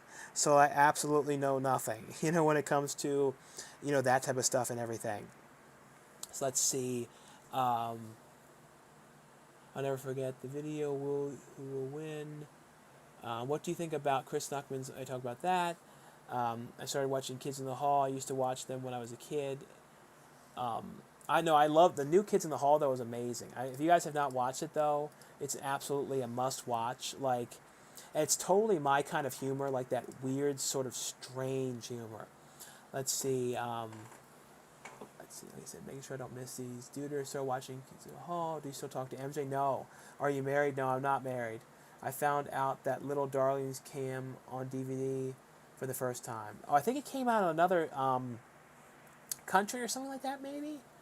What do you think of Spiral? I kind of liked it, though. Hey, gals and gals, first time, middleman. I think it's time you had to report to make for... What does it say? I think it was a report you had to make for school, and Herb was asking questions, and you were responding as Hulk Hogan. Oh, no, that was my brother as Hulk Hogan. That it looked like me, though, but that was my brother. He did that. Yeah, that was actually my brother in that.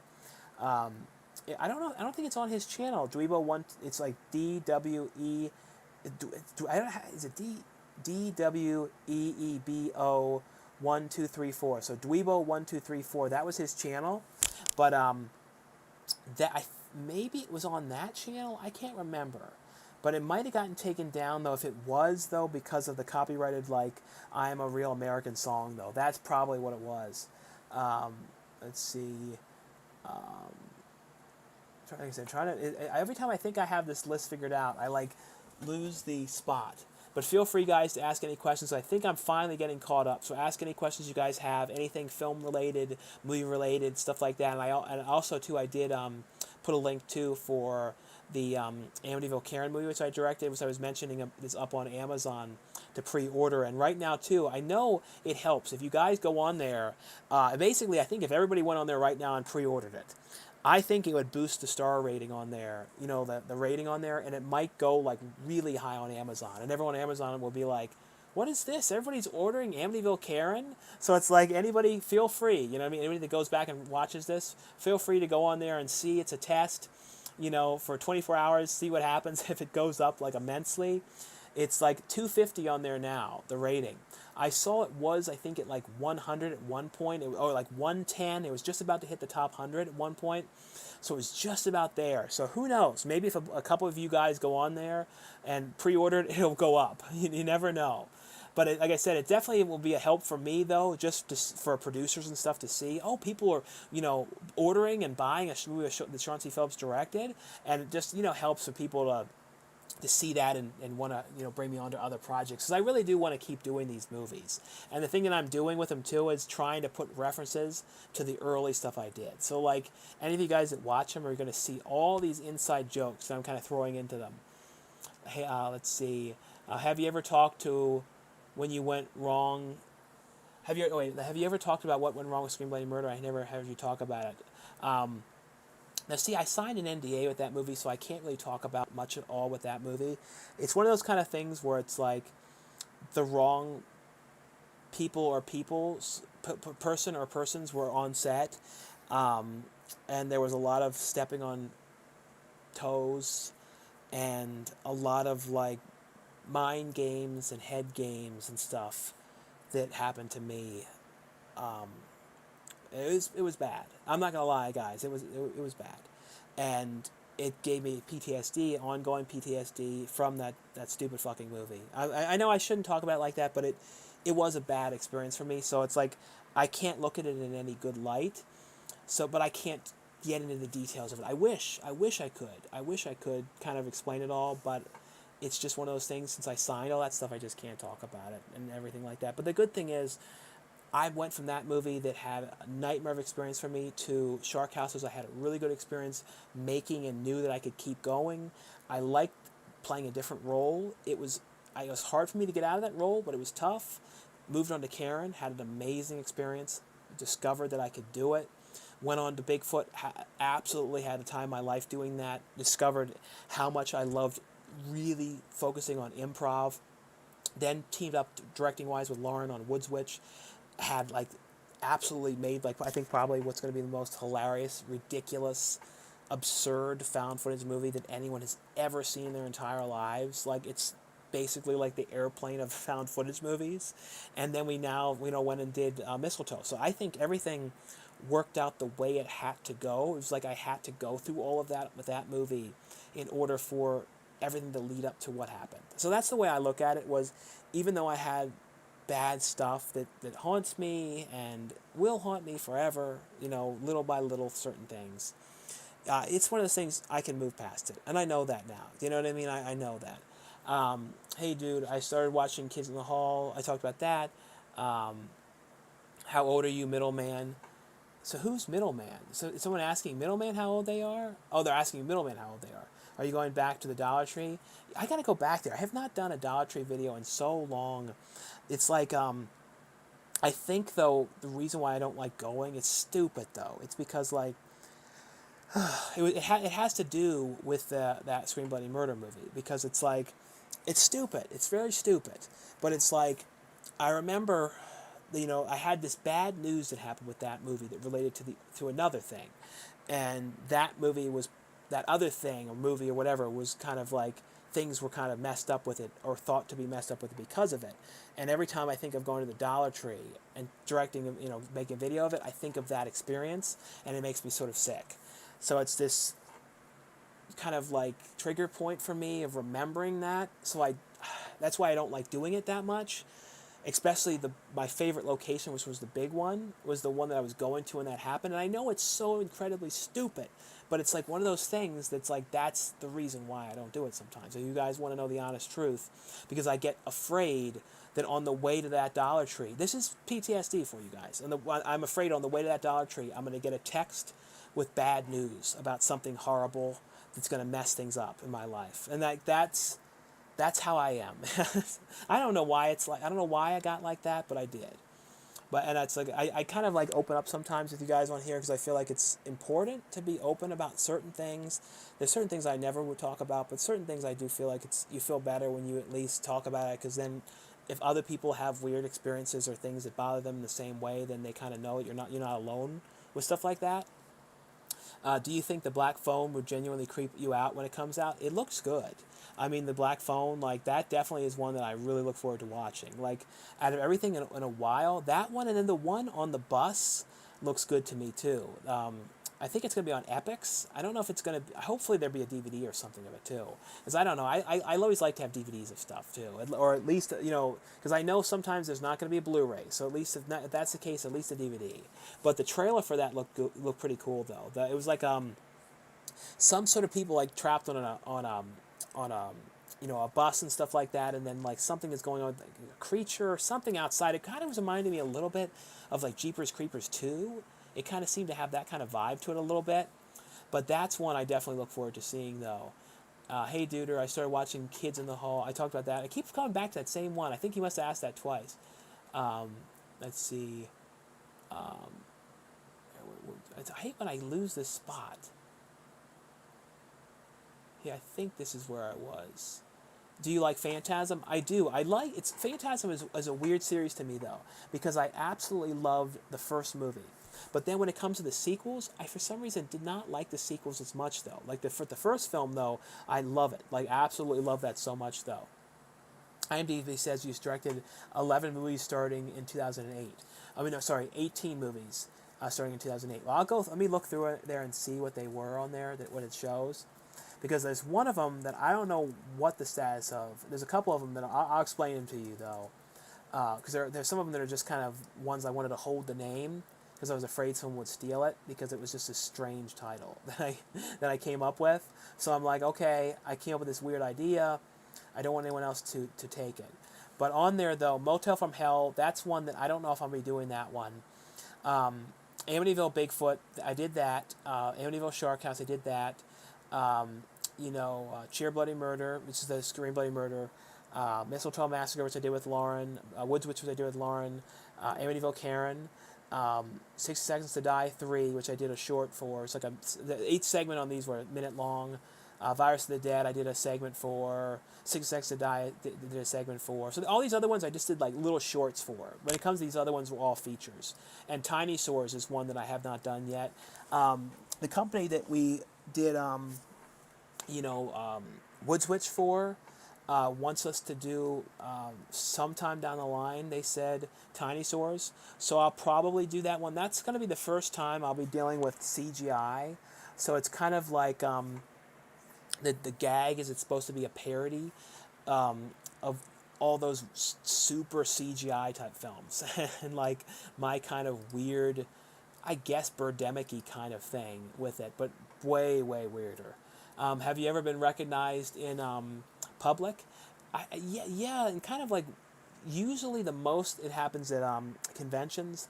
In horror conventions is where it happens the most. Like like at some of them it would be nonstop at horror conventions, especially after certain things would come out. Like I remember when Grave Encounters came on Netflix for the first time. Oh my God, the amount of people that would say, "Oh, Grave Encounters," at these conventions, because I always have a look and stick to that look, and that was when I was still heavy. So, but it was like right after I looked exactly like I did in that. So like all these people saw that, and the thing with Grave Encounters 2 was, even if you shut that movie off, the first person you see, literally the first thing you see in that movie is my face reviewing Grave Encounters 1. So it's like there's no escaping me unless you turn the movie on late. You know what I mean? So that was one of those times that happened a lot. But I've been recognized at like Disney. A lot of times at like video stores or like Walmarts and stuff like that. So sometimes Walmart employees. I think the last time I got recognized was on Monday at FYE in the mall, and then someone was like, "I recognize you." They heard my voice talking or something. They're like, "I recognize your voice." So that was kind of funny. Let's see. Can I have your movie room? Which Dario Argento movie do you recommend? My favorite one is to watch is Suspiria. Then I would say Phenomena, and then probably Opera. Will you work with people who have been accused of bad things? I try not to judge people on stuff. I don't know. You know what I mean? Like, especially when it comes to more of accused. Not as much if they've known to have done, but accused. I don't know. That's hard to say. Any advice for filming scenes at home? When it comes to filming scenes at home, I would say just kind of concentrate on like if you're doing it for like a kind of like a small project where you kind of know maybe it's only going to go on YouTube or something like that. Then you don't have to worry as much about is anything in the background copyrighted or something like that. It's not as worrisome. But if you're doing something for a feature film that would get distributed and stuff like that, you have to think, is there anything copyrighted on the wall? So kind of almost if you're going to do that a lot for projects, kind of have a set area almost where you go, okay, this can kind of be the area where I'm always going to do the shoot from home scenes for movies. Or I definitely would recommend a green screen. That's a really, really good idea, because a lot of times too, newscaster scenes are ones that you have as Indiegogo perks a lot for films. And a green screen too, you can get them for pretty cheap now. And the way green screens work now, they're so much easier to key in. They don't have to be lit as well. You really just have to have a decent amount of lighting on it, but not a lot. So that's a big thing. And just also concentrate on the lighting for if you shoot from home, stuff like that. Those are the big things I would say. Any plans to work as a writer, writing scripts? I'm not that great at writing. Spelling is not my strong point, so I'd probably be better at doing outlines. I've done that before. Kind of wrote outlines for stuff, but never really a full script. What do you think about Johnny and Amber? I definitely will say I've watched some of those videos, though. I definitely have. Sorry to hear about the Scream Bloody Murder situation. Hope you're feeling better now, mate. No, thanks so much, Peter. I really appreciate it. No, I definitely am a lot better. And I feel too, I conquered some weird fears on the last movie, because one of the locations that we filmed, the upstairs area was where we filmed the locker room stuff in Scream Bloody Murder. And basically, that was where I had some bad stress that day. I remember really bad. And I remember going back, and basically I went back into that place, and this was a year later, and I kind of conquered the fear of it. I did drive by the gym from Scream Bloody Murder about maybe 2 months ago by mistake, and that was like an interesting experience for me. That was like, I didn't want to look at it or anything, but then I'm like, definitely I'm going to purposely go back to it and look at it and conquer that fear of it. I don't know. It's just it's a weird thing. It's a slow process to get over stuff like that. You have to just slowly get over. It's weird. Like I said, it's crazy. I never thought I'd have like a movie and something like this would have like got to me so much. But it's just, I think the problem is too, I'm so passionate about what I'm doing, and I really enjoy doing this, that I just don't want. Yeah, I don't know. I'm just really want everything to be really good. Let's see. Hey Sean, hope all is well. We're gonna see dry footage again. I don't know. Maybe we definitely have to do, dry footage again. Let's see. Let's see. What's cooking, Cool Duder? Do you think they should make a sequel to Freddy vs. Jason? That'd be kind of cool. I know they've talked about it though. Are you gonna see the Bob's Burger movie? No, I probably might be, but even though I haven't seen any of the other things though, I haven't seen the show at all. Let's see, why hasn't Scream Bloody Murder come to Tubi yet? We're waiting for it to go through all the QC stuff. I'm hoping it will go on there soon. I'm 100,000 million trillion % out of the loop on the movie though, so I literally know nothing. It's like that expression, like, I know nothing. And that's sort of me. I literally know nothing. I wish I knew a little bit more, but it's like that, was it Colonel Clink or Colonel something or other? I know nothing. Let's see, that's probably what I should be saying too when people ask about Scream Bloody Murder. I know nothing. Let's see. Where is this? Have you heard about? Let's see. What TV do you watch your 4K movies on? It's a Sony. I've only ever had Sony, so I don't know which one it is though. I know I know it has the HDR though. Let's see. Would you be willing to work with the one that we shouldn't be spoken of? If you mean Wet Movie, yeah, I'm totally fine. With Wet Movie. I'd actually would like to get him involved in one of the projects again. I wanted to get him in Mistletoe, but I know, he's in the middle of moving right now and all this stuff's going on, but, hopefully down the line and stuff he'll do it. I'll probably see him, though, at Monsterpalooza, though. And I'm not even worried about it. Like, honestly, I was, for a while, like, I didn't go to conventions because I was kind of nervous about it. And, like, I don't know, it's just kind of a weird thing. And but especially nowadays, I can't deal with it all with confrontation, so it's like, because of the PTSD business, I'm not worried about it. You know what I mean? I'm not letting it bother me. I don't want to miss out on going to stuff like that I really like going to horror conventions. And it's like nowadays too, I'm doing so much stuff in that field with the directing and stuff, and it's like I really want to be able to go to these things. Do you know what I mean? So it's like I'm not going to be afraid anymore of running into certain people. There's other people too that are different now that I'm nervous about running into, but it's like I can't let it bother me. I can't miss out on stuff because of just stupid fears and everything. Let's see. Do you have a counselor or therapist you talk to? No, I've basically talked to like other people, and then like basically other people mainly my family for the most part. Let's see. Do you prefer acting, directing? Can I also? Let's see. Grave Encounters. Love that movie. I know that was a fun movie. That's why I was so excited to get to be involved with the second one. And the thing is, too, what was so funny was I knew ahead of time that I was going to get involved with it because the directors had told me. They're like, hey, Sean, just so you know, whatever your review is, it's going to be in Grave Encounters 2. Somehow we're using it. I'm like, oh, okay. So I knew ahead of time. I wish, though, I would have thought to shoot it in 4K. Not 4K. I don't think they even existed when I did that, but in HD. Because I shot it in that really low quality, like, crappy. I had that really weird, like, not like that iPhone thing that was small, that looked kind of really small and thin. I had that thing for a while, and I think I used to shoot reviews on that. And I don't know why I was using that. I don't know what I was doing. Let's see. Do you have... Skip my question. What do you think about New Year's Evil and Graduation Day?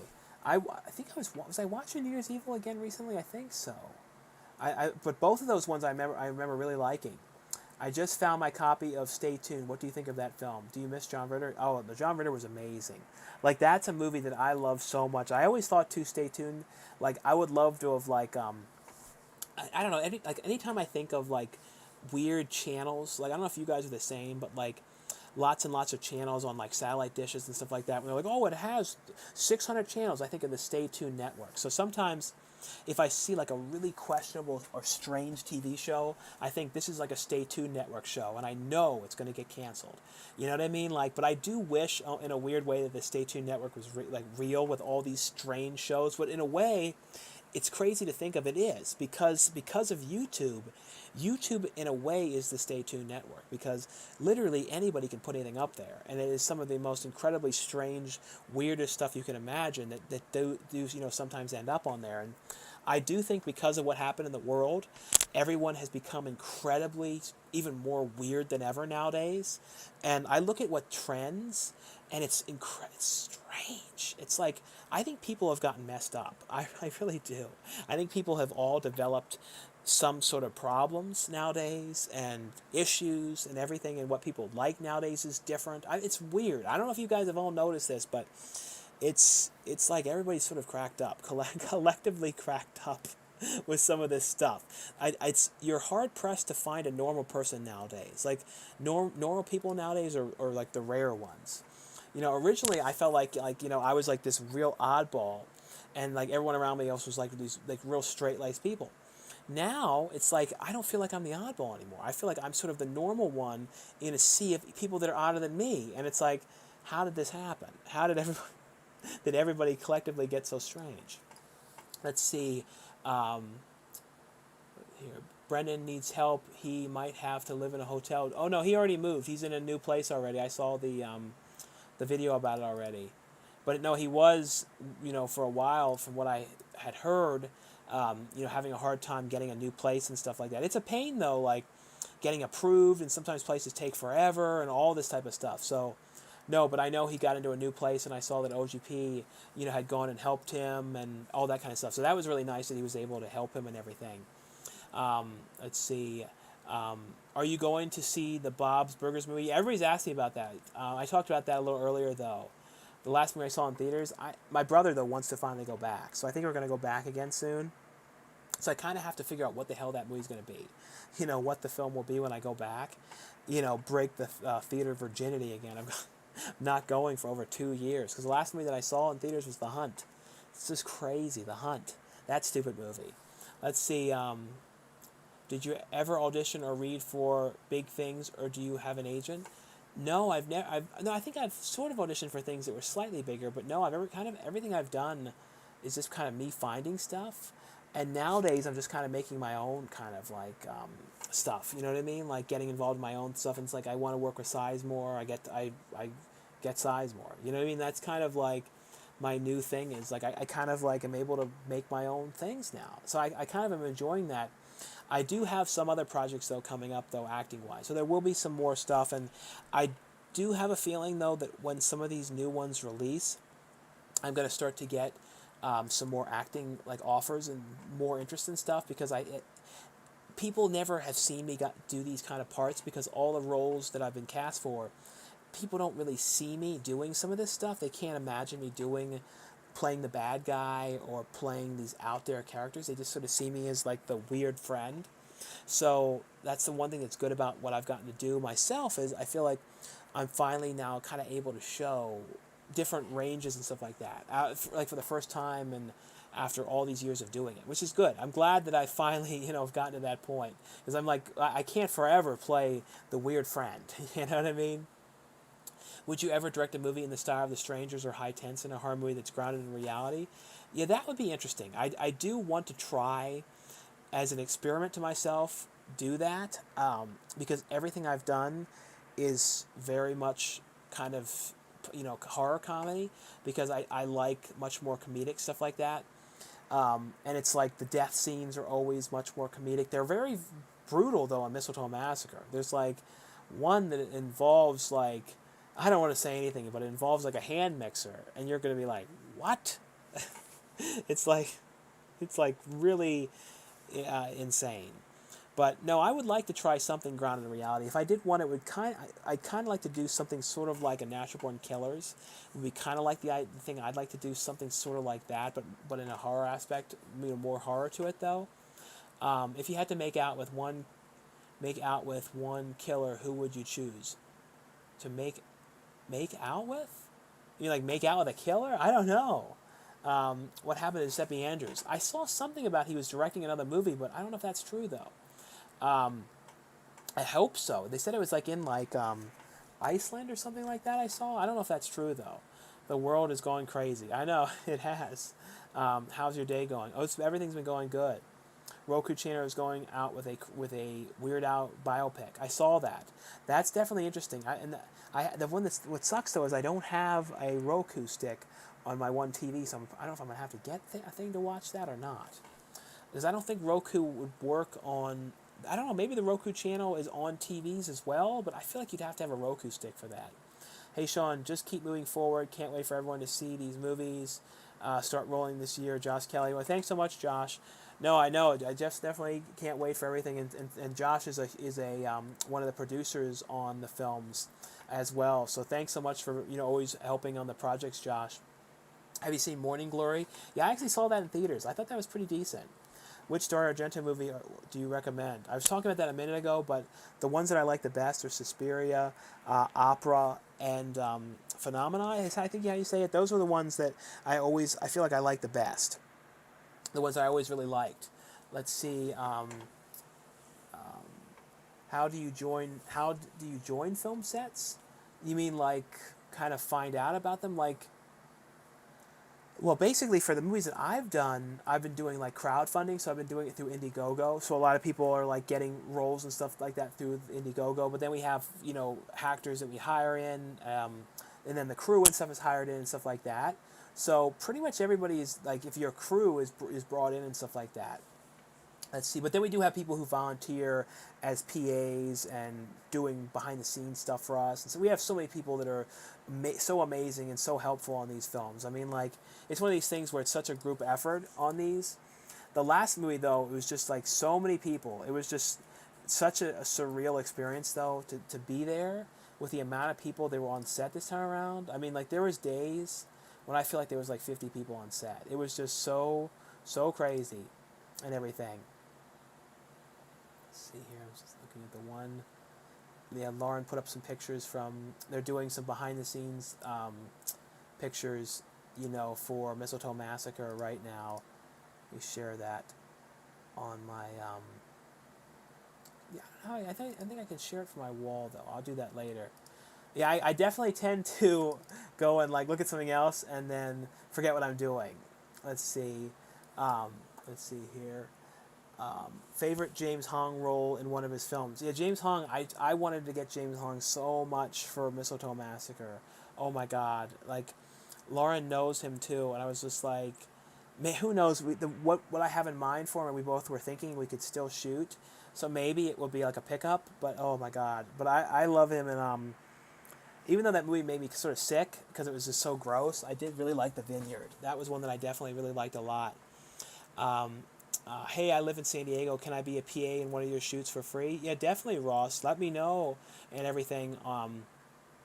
We usually shoot in Los Angeles, but I'll let you know. When we do one of the next ones, and if I ever do any pickups too, and we need help on any of the stuff out here, I'll let you know. Because I would like to shoot something again in San Diego area because I really liked the house that we shot Karen at. That was a really cool location, and like it was just I don't know, it was an amazing one to have found. So that was one I liked. I could never get the Karen Vineyard again. I can't afford it. Like it's been outpriced. It was only $80 an hour to shoot there, and now it's $280 an hour to shoot where we filmed Karen. Hey Sean, hope all is well. The guy skipped my question. No worries. I think I'll just leave the channel. I don't know what was his question. I don't even know. Doctor Strange. Oh yeah, Doctor Strange. Have I seen Doctor Strange? No, I have not seen Doctor Strange. The new one, if you mean. Favorite movie that you acted in? Probably still, I really do like Ghost Quake, but when it comes to the stuff that's my own ones that I've acted in, I think Mistletoe Massacre is definitely going to be the favorite because there's so much stuff I did in that one, and I had like great scenes in there with Ken, Davidian from Borat and Tom Sizemore, and especially hilarious stuff with Bai Ling, who was from The Crow. So that was amazing. Like I feel like to me, it has the most of my jokes and stuff in it. I don't know. I don't know. It's hard to explain. It felt like acting wise, I had the most stuff. Definitely do have a large role in Scream Bloody Murder, but that one is kind of like sort of watch Sean C. Phillips like sort of like lose a lot of weight throughout the movie, and then during the scenes in the gym look like he's about to die. Like that's kind of how I feel when I look at that, because I got so, and this is something I never talked about. Like doing that, I got so stressed that I could not eat at all. I could not swallow food whatsoever. I would put food in my mouth, start chewing it. It was like I put paper in my mouth, and I could not get it to swallow. So it was like a nightmare. So I got to the point where I was like literally eating like nothing. And then like a day, I maybe would eat 500 calories, and I would be on my feet the whole day, burning. I mean, like, ugh, my God. But in that movie though, the scenes at the gym were filmed last. So the movie started with the scenes, basically you can watch the movie in reverse. Basically, I start off thin, really, really, really thin in the gym scenes, and then when it gets to the party scenes, I look heavier by about like 8 pounds or something. You're see, there's a hell of a difference. It's really, really weird to see it. That's like people who watch the movie are gonna probably think it was shot over a span of like, a month because of the dramatic. I mean, I notice it. Let's see. A lot of people about drive-thrus. Have you seen the movie X? Yeah, I'm going to talk about that one on Tuesday. My review of that one will be up on Tuesday, but I really like that a lot. Let's see. I hope things are great, Sean. Been rewatching your old videos with Brendan, and they were always bangers. No, maybe someday me and Brendan will do a video together again. Someone said, I'm looking forward to Jackass 4.5. Yeah, I watched that last night with my brother. I like that one. I love American accents, dudes, better than our British. Do you using crowdfunding means there's no real pressure on the film having to make money? That's the one good thing about it, is it's not as worrisome when it's like that. Like, I mean, to me though, I think now I'd be a little bit easier to raise funds, but honestly though, that's really how I've been able to do it, is crowdfunding. It makes it a lot easier though, because you don't have to worry about making the money back as much. Do you know what I mean? Like, so you're able to basically just put together a really fun project and like do really what you want with it, which is really fun. But I owe that to the people that help on the projects, the investors, then the people who come as producers and actors and everything. So honestly, like, I owe all of it to everybody, and I'm like so appreciative to it too. That's why, like, on the movies too, I always want to make sure everybody gets a good role and is so happy with what they do. And I know Lauren too is really the same way about wanting to get everyone a great role and stuff. And it's important though, it really is. And because I know, and these people are so the reason why this is able to happen, and I'm incredibly appreciative to it and everything. So anybody that's has donated too, that's watching right now too, I appreciate you guys so much. So thanks again and for that and the continued support on these movies. Let's see. Have you seen all 3 Human Centipedes? Yeah, I love those movies. I know they're kind of twisted. I mean, not kind of. They are twisted, but I do like them. Did you get PTSD from the unhatting? No, that didn't really bother me. Like, I don't really care about the hat business. Like, when you guys see some of these movies, I have the hat off the whole time. You know what I mean? So that doesn't really matter to me anymore. Like, that's like nothing.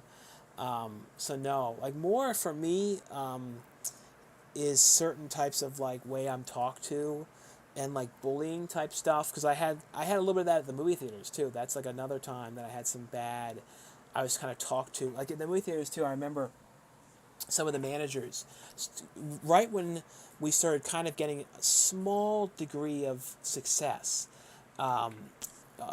with getting into those movies, because this was back in 2010. This is right before I ended up moving and everything.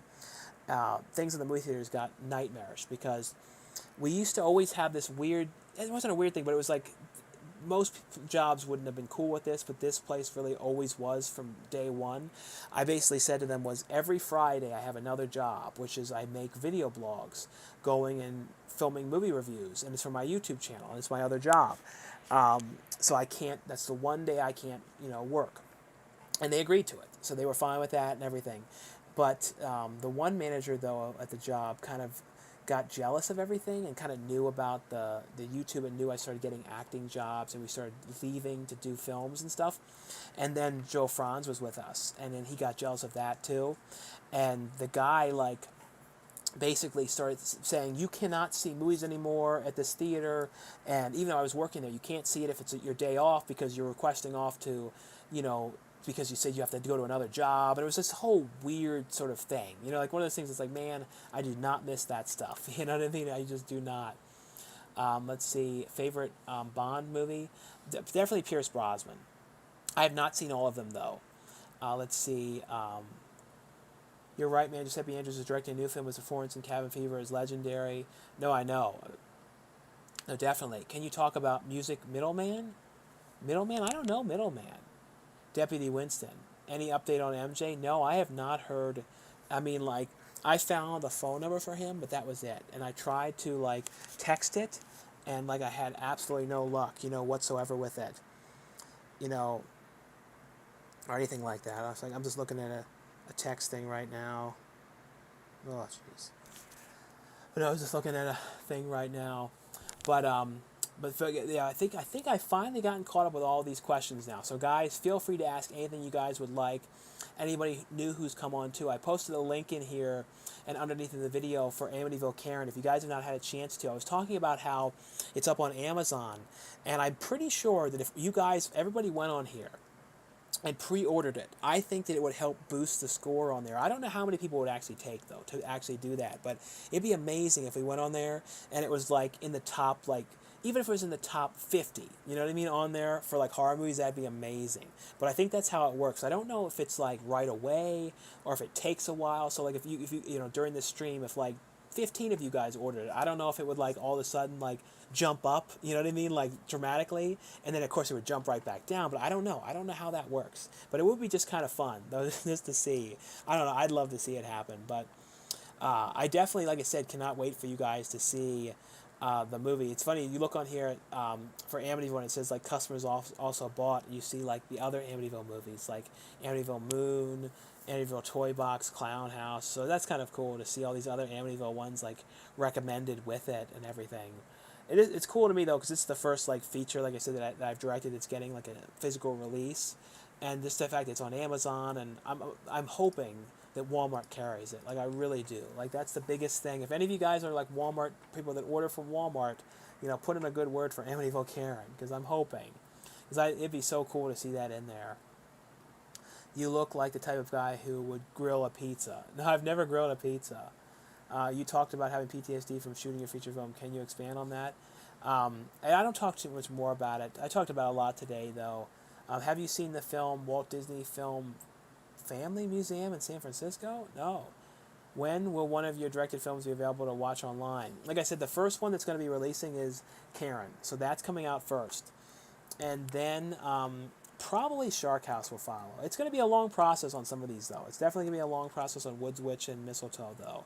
Because these are not like YouTube things. And they're not like something where we're just going to take them and dump them online or something. They're like studio release, honestly. That's like the goal for these. Like, if I can't get them to a bigger company, I'm not going to do them. You know what I mean? Because especially because that's what happened. We're getting a good company for Shark House and Scream Bloody Murder. So I'm like, the goal is just to keep the traction going, to get like the bigger releases and stuff like that.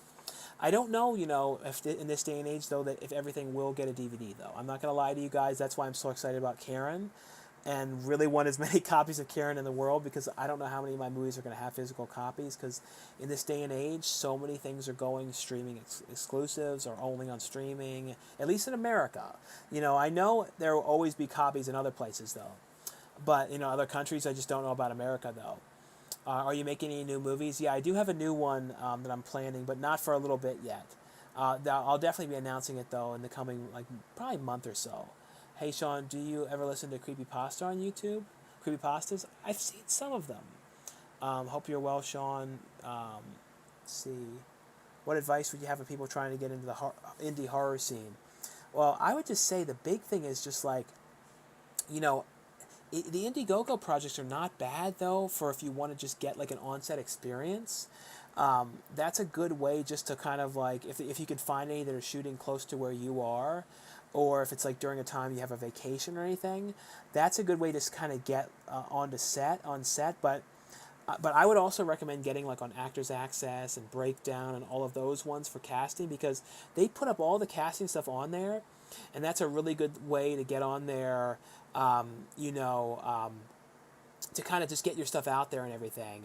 So that's what I would say too, is just to kind of like just to get yourself out there, and then you can kind of start auditioning for these projects. Look on like Craigslist, and also don't be afraid to, since you're starting out, to kind of do background and things like that as well, because at least it's a good way though, just to kind of get yourself out there. Because I did early on some stuff that was sort of more background-esque, and it was just a good way to meet people. So it's never a bad thing. It definitely isn't, especially on really small ones. Small ones too is a good, you know, if you do background extra work on a tiny movie, that's different, because on that one you'll really be able to talk to the cast and the crew, much different than if you do background work on some Hollywood production, because there'd be so many people around and all that kind of stuff. How was Screen Bloody Murder with Scout? Scout was great. I really loved getting to work with Scout. How sick are you of people asking about MJ, or if your name is Chauncey? I know, it's one of those things that, like, I think for the rest of my life I'll always hear about. Do you still work with David Sterling? I saw David Sterling last on Amityville Bigfoot. He helped with getting the location for that one, but I haven't worked with David in a long time. It's been a really, really long time since we worked together. Hopefully again, though. Let's see. Shame about Bruce Willis. No more movies with him. I know. I really wanted to work with him so much. It's like I knew so many people that were starting to work with him. So it was like a dream was to try and do a project with him. But the problem was I knew back in August that he was going to retire, because I knew people that had worked with him and I had a lot of people that were connected to him. So I kind of knew. And I was like, well, maybe like there's a chance that I could somehow get to at least act with him. I don't know, but then it didn't happen. I like missed a chance. Let's see. I liked your movie Grave Encounter so much I never returned it to Family Video. David Sterling helped Sean get one of his current film sets together. I can't wait for Aladdin 2. Oh yeah, I think I heard of something about that. Hey man, what's your favorite movie of all? Favorite movie, Man in the House. Oh, thanks so much, Brian's World. Would you ever release one of your films on limited run physical VHS? I heard something about the one movie that I was like an assistant director on and acted in, Night of the Zomghouls. I heard something about that there's going to be like a limited edition VHS of it. I don't know all the details though, but I did hear something about that though. Hey Sean, Beetlejuice 2 expected June 20th, 2025. A Deaf I Heard the sequel might be darker and humorous, rated R or PG-13. Yeah, that'd be kind of cool if they went for the more PG-13 or R-rated vibe. Hopefully they bring back the nice fucking model, because that was a famous line, and it'd be kind of funny bringing that back again. And I remember too, like it threw people off so much too, because it was not expected at all in that movie. So that would definitely be kind of funny, if they brought that back. But I would definitely love to see, the new Beetlejuice. That's like probably one of the most anticipated things, and just the idea of seeing Michael Keaton like in that makeup again and everything now, all these years later and everything, would be like just so surreal. And I'll probably be on here, guys. What time is it now? It's, let's see, it's 8:12. So I'll probably maybe be on here for like another like 30 minutes or so, something like that. So I'll wait a second for you guys to ask some questions and stuff like that, because I think I'm pretty close to caught up. So guys, feel free to ask any of the questions you guys would like on here and everything like that. Let me see if I can share the one thing I was trying to share. I don't think I can share that to my feed. I was going to put that on my feed, the one thing that was posted now. Let's see if I can. What was this one? I always have all these like weird Instagram like requests, and it always shows like a higher number, but then I go to look at them and I don't see them. It's very, very odd. So many strange things like that, that are on there. But like I said, feel free, guys, to ask all the questions, and feel free also to ask any super chat questions you guys would like as well. Let's see, Airville Karen on DVD September, Blu-ray on website, disc being pressed. Oh yeah, so there's also going to be a Blu-ray as well for Amityville Karen. You guys can get on SRS Cinema's website. So that's the other one as well. And since it sold well, they're going to do it's pressed. Originally, they were going to be burn-on-demand discs, but now it's going to be pressed discs for that one. Alec Baldwin and Beetlejuice 2 with Lester Green. Thoughts on Ace Ventura: Pet Detective? I love those films. Like, I remember seeing those in theaters, and like especially the second one. Like, those are great though. What's your favorite Looney Tunes short? Favorite Looney Tunes short? I don't know. Like, offhand, I can't think of like a Looney Tunes short that's like my favorite. Sean's IMDb is insane. No, I know there's a lot of stuff on there. Hey mate, one of my friends here in Australia, Simon Hillicutt, came back from the U.S. and when he came back, he said you filmed a part with him and his crew. Can you say anything about it? Oh yeah, with that's so cool. Yeah, I worked on a movie called All American Masquerade, which was like this it's fun though. It's gonna be a really cool movie. It's basically though about this character coming. I don't know the whole plot of the movie, but I know the stuff that I did. But it was like me and Lauren Francesca were acting together in that, and we were like working as these casting people. And someone came in and they were auditioning for a scene in the movie, and we were kind of asking him all these kind of weird questions and stuff like that. It was very fun. It was definitely a really fun scene to do, and the whole crew and everything came out like you were saying from Australia. So that was great to get to work with them. Let's see. If you're curious, my favorite Looney Tunes short is Army of any of the Basco shorts. Did you watch season 2 of Cursed Films? I don't know. I didn't see season 2 of that. What was your most fun improv? Most fun improv, David, was probably some of the stuff we did in Bigfoot. There was there's a scene in Bigfoot you guys are going to see when we're talking about an ass. So it's basically a character that exposed his ass at a baseball game, and it comes up a lot in Amityville Bigfoot, and that's probably one of my favorite improv things, because it was like we were all so tired and so loopy, and it was just like this weird thing that came out, and we just kept saying it, and then it became this big ridiculous part of the movie. What's your favorite song at the moment? Like, song at the moment? What am I listening to like a lot right now? Let me see if I can go on and see. I'll look on my history of stuff that I'm listening to a lot. I listen to a lot of the Talk. Like, I listen to I Don't Believe in You. Like, I listen to a lot of their stuff. That Roken Pop, I'm listening to a lot of their music. Roken Pop with Robin Monument, that one, a lot. So a lot of that type of music, like Susan Sundafor, Fade Away, a lot of her stuff, Massive Attack, some M83, just a lot of that type of stuff. That's mainly what it's been, is a lot of those type of songs. Let's see, have you ever performed in front of a live audience? No, I've never done like a theater or anything like that. But I feel like though, acting now in these movies is in a strange way like a live audience. Like, if you see like the Mistletoe movie, there was like a scene in there where we had like at least maybe I had like 20 plus 25 people watching me do it, and that was like a lot for me. Like, it was a lot. Like, they're all staring at me doing this, and it was just kind of strange. That was like the weirdest, but I could do it. I definitely could do it. I don't even know if I'd be that nervous anymore, because like that way the lights would be kind of down. I do have this weird thing though where it's like nuts, but I feel like if my character is wearing glasses, I can do anything. I feel like it's much easier for me to like do strange shit in a movie if I have glasses on. That's why I think Donn had glasses. The glasses did it. You know what I mean? Ever watch the movie review or Rambo for Life on YouTube? I don't think so. Would you ever consider directing comedies? Well, what I'm doing are horror comedies, and they really are a lot of comedy. So I definitely would like, my dream though, if a comedy movie that I would like to direct is a new scary movie film. So a new film like in the scary movie series, like that's like my ultimate dream. And Bigfoot was kind of like an audition for me for that, just to kind of show that I could do that type of a movie, because that movie plays out like Scary Movie, I think, a little bit like that type of a vibe to it. Let's see. What are some tricks to make your low budget movies look big budget?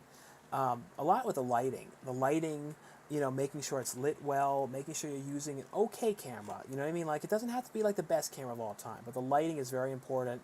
Also, the sound. The sound is a big thing. Like, make sure you have like a Rode mic, or someone doing the boom or something like that, because the sound too is the biggest thing. You don't want to be stuck with really bad sound. So that's the other thing I would say are the biggest things.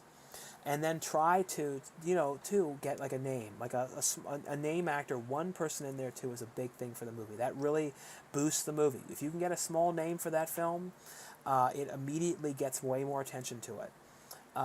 Let's see, favorite Nicolas Cage movie. That's a tough one, because there's just so many things of his that I love.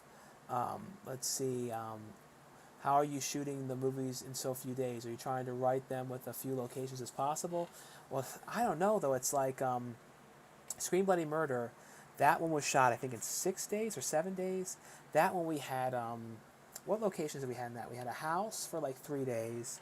We had a gym for 2 days. We had a locker room location for a day. That was a half day with a location for also, a office. And then I think we shot somewhere else too. I cannot remember. But no, I'm used to shooting fast like that. Like on the newest movie, we shot in 8 days. The next movie I'm probably going to shoot, honestly, I think for probably 9 or 10 days. I think probably more like 10. Just because it's like, it just kills you by the end of it. You get so tired, and but we shoot with 2 cameras. I think for the rest of my life now, I'm always going to roll with 2 cameras, because especially for improv, it's a lot easier. And so I definitely think that's the key, to it. But not always the least locations, though. The last movie, though, we had the office location. See, the office location, though, was also a lot of other things, though, because it had a jail in it. It also had, the like a break room set. It had a morgue. It had a bar. So it had all these other things. So we really had a lot of locations in the movie, but the main locations, though, was the office, which had the bar, and the house, and then the convenience store, which is where we filmed all the Todd Bridges scenes. Let's see, what's your favorite Friday the 13th movie? Probably, I really like the third one. Hey, Sean, I'm going, no, and then the fourth one with Crispin Glover.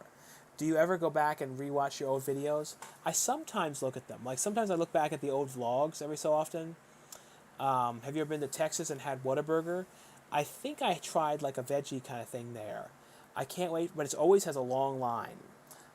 Do you still have the Bugs Bunny 80th anniversary collection? I'm interested to know if you watched all of it. I still do have that, Ryan's Treasures.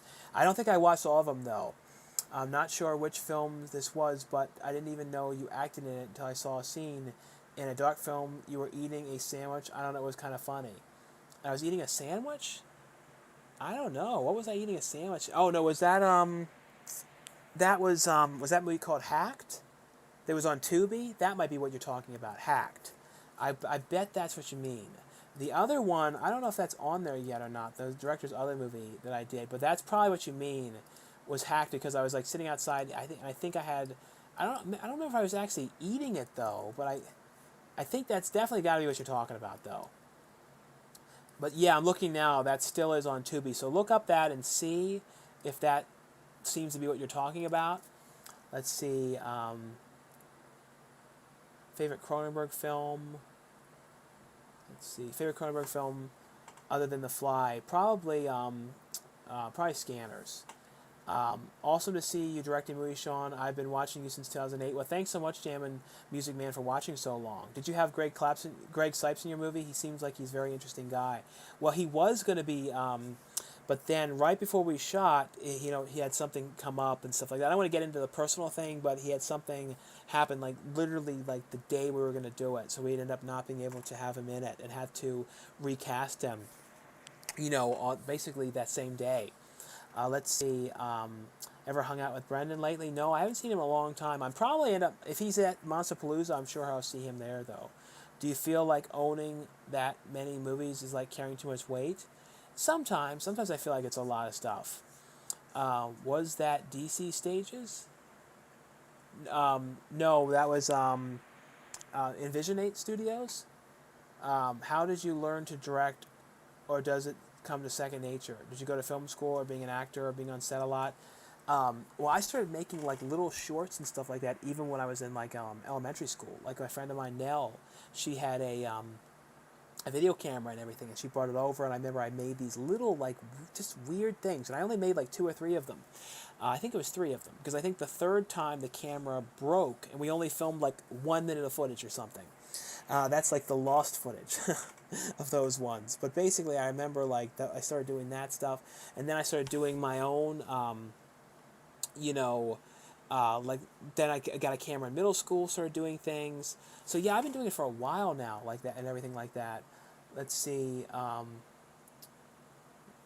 was the other thing? But when it comes though to like learning it though, like I feel like it really is for me like trial and error. A lot of stuff like in the last year I've learned so much stuff though about like a lot of producing stuff, just like the behind the scenes stuff and all these different types of stuff. Let's see.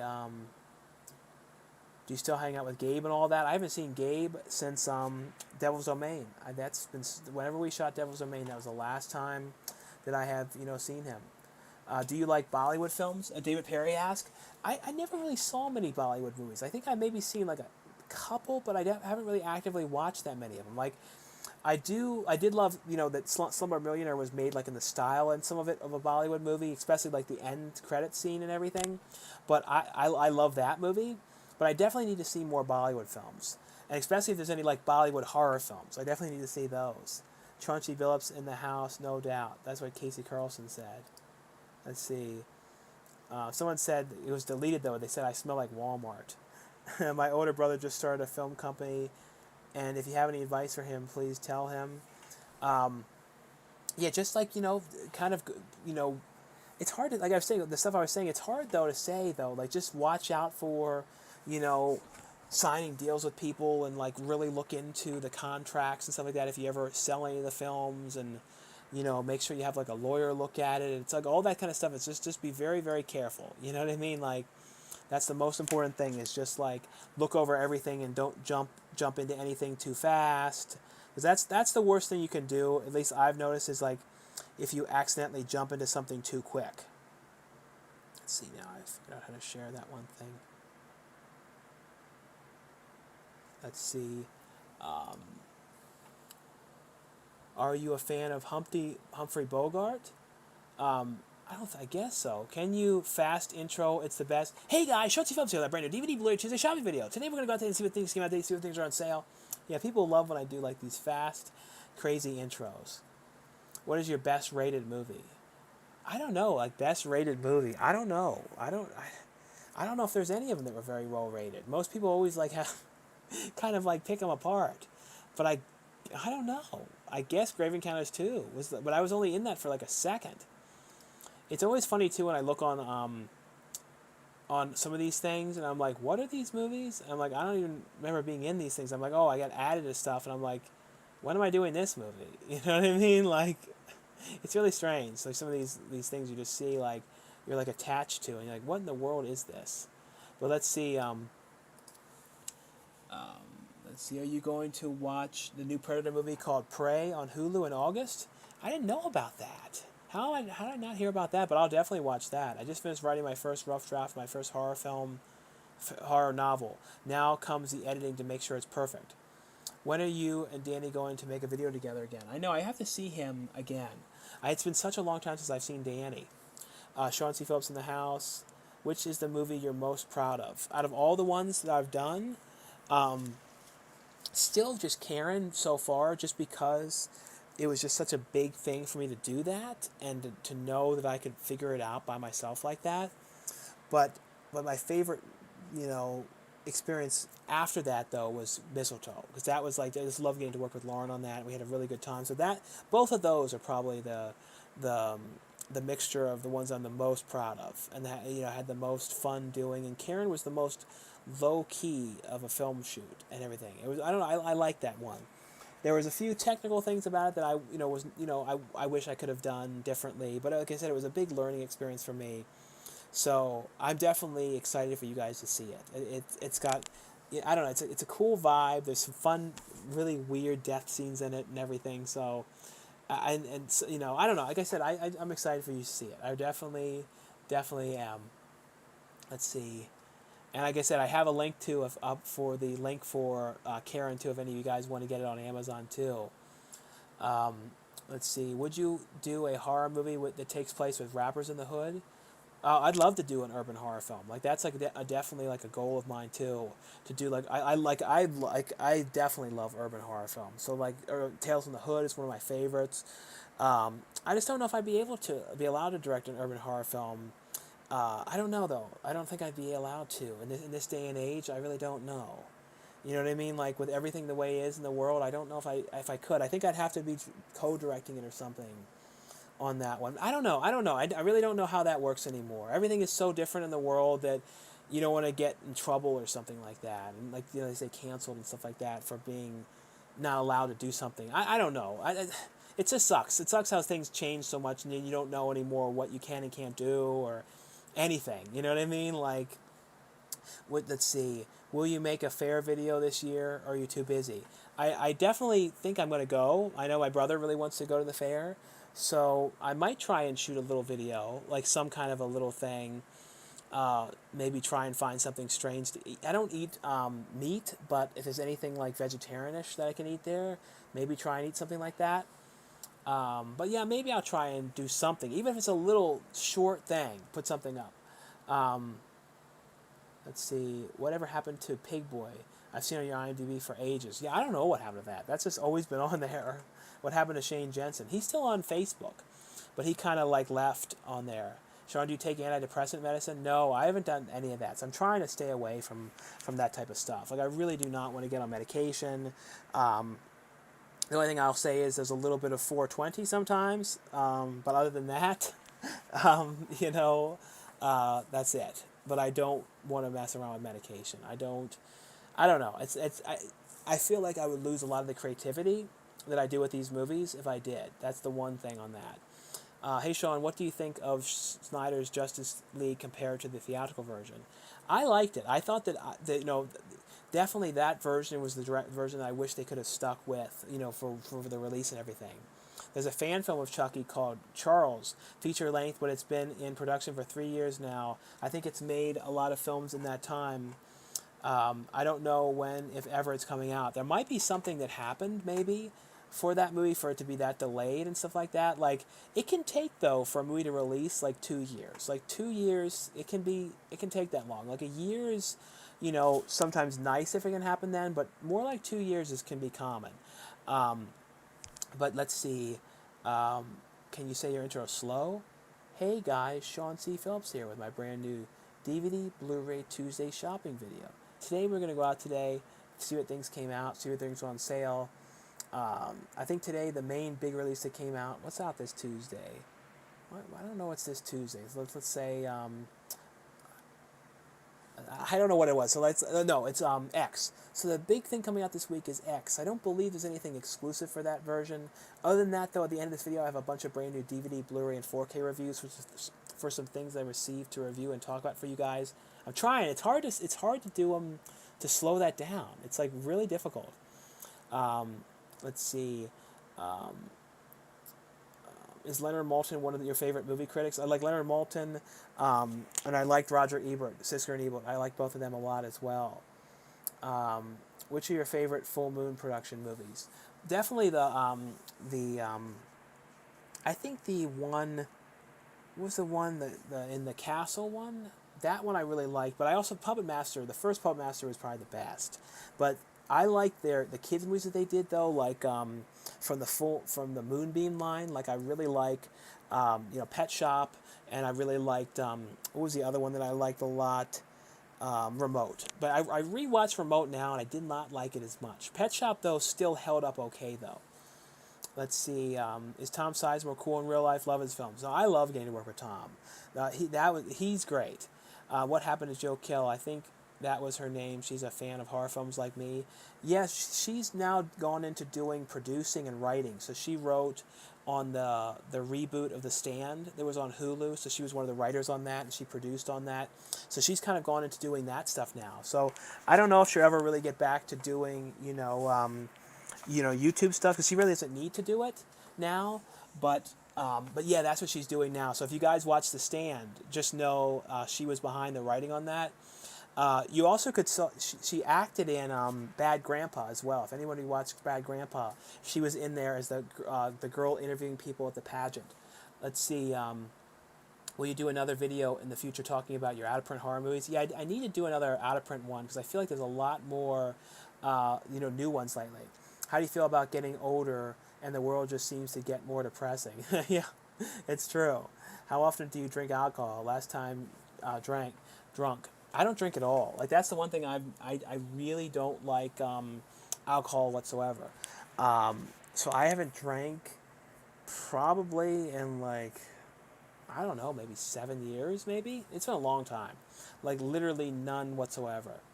How do you feel about ever hear from Fluffy Gamer anymore? It's me, your boy, Fluffy Gamer.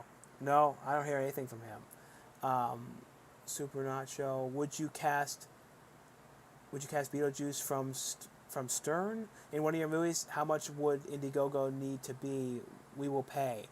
Well, Dylan, if you would put the money to get Beetlejuice and fly him out and everything, yes, I'd contact him and see, figure out how to contact his agent and then look into the flights and stuff like that. But we could definitely do it, Dylan. So. When we get closer for one of the next ones, reach out to me and stuff like that, and we'll see. But I don't, like I said, I don't want to talk about rate and stuff like that. But we have had that in the past with some movies where certain people pay to bring in certain actors and stuff like that. Do you like 3D movies? I like the ones where it's the newer 3D ones. I don't like the ones where it's the red and green the red and blue 3Ds. 3D glasses. It always gives me like a terrible, notorious headache. Let's see. Do you remember the movie Watchers with Corey Haim? I used to love it as a kid and recently rewatched it. I never watched that. I need to see that. I saw the Watchers 2 came out on a limited edition Blu-ray, though, from Scream Factory, though. I wish they would have put out the first one, because then I would have finally watched it. Let's see. Have you met Chris Gore many times? I haven't seen him in a long time. I met him years ago at Comic-Con. I remember when you spiked MJ's drink in a video. Was that pre-planned? Yeah, most of those things, Ryan, if you watch those old vlogs, those were all set up. Everything, the t-shirt getting ripped and all that stuff. There was times though when, because MJ was such a good actor, you didn't know if he was legitimate with it. And there's certain people, when they are a really, really good actor, you don't know if they're serious with you. So with certain people, I want to say who were that good, but there were certain people on Mistletoe, and basically I was I don't know for sure if that person was serious or it was acting. You know what I mean? A couple times, it was acting, but it was it's that good that I'm I get thrown a little bit. Let's see. Do you want to keep doing directing and acting, or are you going to focus on one or more? I keep doing both. I think that's the goal now, is to really continue just with that. That's the main thing. What's your gym routine? Well, the main thing now for me is we don't go to the gym anymore, but I have an exercise bike. So I do the bike every single day, and I do that for pretty much about 2 hours. So the bike every day for about 2 hours, and then we do walks around the neighborhood and that kind of stuff as well. We might at some point get back to the gym, though, and then do the treadmill there. But other than that, though, I am doing the bike, though. So that's the main big thing. Is there any update release on Scream Bloody Murder? All I know is it's, like I said, it's been bought by the streaming service, and then we're just waiting for them to pass the QC quality control stuff for it and everything. But I just don't. I'm not privy to anything anymore, news or anything like that. And honestly, when it comes on streaming or any of that, I'm not going to sit down and look at it. You know what I mean? Just for my own reasons, I can't look at it. I tried to recently look back at a couple clips of it. I couldn't do it. And it's not that it's turned out bad. It's per se. It's just mentally, it's like not good. It's like just don't bother with it, Sean. Have you ever been back to Baltimore and Towson? Honestly, the last time I was back in Baltimore was March 2011. So, and I moved in August 2011. August 2010, I moved. So I was only gone for a little bit, but now it's been, you know, 12 years or so since I've been. So it's been forever. So hopefully I'm going to get to go back again at some point. I'd love to go back and just see how it looks now and kind of like do a video kind of documenting the differences and maybe like pulling clips from the old videos or something like that. Or I don't know, that might be kind of fun to do. Like to kind of go through. It'd be weird though because there'd be no MJ. Because see, like the way I am, I would love to go and recreate some of those vlogs now identically and do them at the same, like that's how incredibly weird I am. Like, see, imagine taking one of those vlogs and going to the same location where you filmed them and recreating it and cutting back and forth between one and the other, and how weird that would be, and disjointing that you would see. And I would put the camera on MJ the same way. You'd see like the backgrounds change, but we don't respond to the differences of the, I don't know, just a weird thing that would be kind of fun to do in a couple spots, recreate a couple different moments, like going to the mall, going to where the movie theater was. I don't know. It's just this. I don't know. If MJ ever is found again and we get in contact with him, maybe that'll be something fun to do. Let's see. Have you ever idea why MJ disappeared? I don't know what it is. Would you like to work with HBO Max? Yeah, I would love to, because HBO Max is part of Warner Brothers, and they've always been like one of my favorite companies, like ever since I was a kid. Why do you think Wet Movie 1 is putting out movies so late now? Oh, Walmart. See, I'm so dyslexic. I saw that as Walmart and saw Wet Movie. Why do you think Walmart is putting out movies so late on their racks? Do you think they will stop selling physical media? I think there was like a rumor about that, but then they end up getting past that. So I think it's going to be fine. But I'm sure at some point they will. But since they still favor DVDs so much, I think we have a while left, at least a couple years at Walmart. I think Target, we might see it go in Target sooner than later. Best Buy, my prediction with Best Buy is we're not going to see it go together forever. I mean, be gone to the point where you never see a DVD ever, a Blu-ray for the rest of your life in Best Buy. What I think is going to happen is we're only going to see key, huge, exclusive releases. So like Fast and Furious 12 comes out. Best Buy will have the Best Buy exclusive Fast and Furious Steelbook. And they're a month, maybe only have 2 or 3 new releases. And then that's it. And they'll have a special section of like Best Buy exclusives, and it'll be movies. And then maybe they'll have the front side will be exclusives, the other side will perhaps be a couple tentpole new releases, and it will be stuff like Marvel movies on 4K, stuff like that. That'll be probably what will happen, because everyone saw like how vinyl is now coming back again. I don't think in our lifetime, before any of us right now die, we will not see a resurgence of DVD and Blu-ray at some point. Maybe it'll be dead for a while. At some point, we'll maybe see it die, and then we'll see it come back again. So we'll probably see it have a resurgence. The same with records. People are now going so crazy about VHS again, getting the VHS tapes graded. Meanwhile, 10 years ago, everyone was throwing them in the dumpster. So it's just like you never know. You know what I mean? You never fucking know how things go in this world anymore. It's really strange. Would you direct a sequel to It's Pat? I would for anything. That would be amazing. What's ever happened to the horror sci-fi movie that you did with Tucker Upper? The Alien Vampire Busters. Hopefully that one gets released. Why is it that some actors become directors, but it's not common for directors to become actors? I wonder why. I don't know, because there's a lot of directors though that do act in their own movies, like Tarantino and stuff like that. But I don't know. I think it's like, I know for me, when it comes to like doing it, I kind of direct because it's like finally giving me the opportunity to like play the kind of roles that I would like to do, which are very different. It's like for the first time I've gotten to play stuff that's not like the same stuff that I've done again and again and again. So that's what I really like, and that's what I'm having the most fun with, is getting to play these incredibly different roles and kind of, in a way, sort of proving to people that I can do it. You know what I mean? Because I feel like there's a lot of people that have kind of looked at me throughout the years as like, oh, this YouTube guy. And I feel like now I'm finally able to kind of at least try to prove it. We'll see what happens when things release, and we'll see what people say, but you never know. Do you think you ever get your own place soon? I don't think so, because everything is like so expensive, and like I help so much now with my family with things. So I just don't see that happening. Do you remember when you last went to a Blockbuster? The last one I went to was in 2013. I think that's probably when it was, because whenever it was closing and then it was finally done was when I was last in there. I was in there probably like the very last day. You and Beetlejuice for Girls Gone Dead too. Yeah, I know. I still own my Around the Country DVD I bought from Amazon back in 2010. Now that was fun putting that together.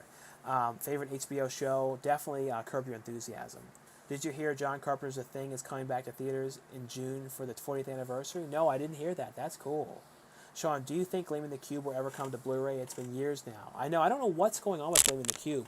It was on a video on demand thing I watched like probably a month or two ago, and I saw it for the first time. I may have saw it as a kid, like a little kid on VHS or something, and forgot about it. But I know for sure though, I actively remember watching it though. That I can remember watching it was the first time about like I said a month or so ago, and I loved it.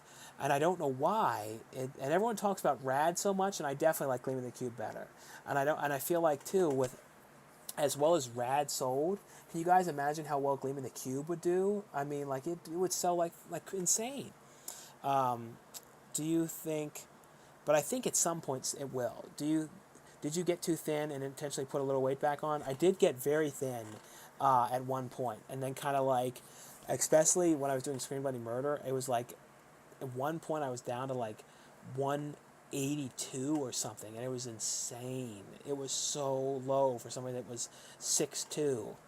You know what I mean? Like it was way too low, and I especially had loose skin, and extra skin and stuff from losing weight. It was bad, and so I kind of feel like where I am now, I'm much more comfortable and much happier.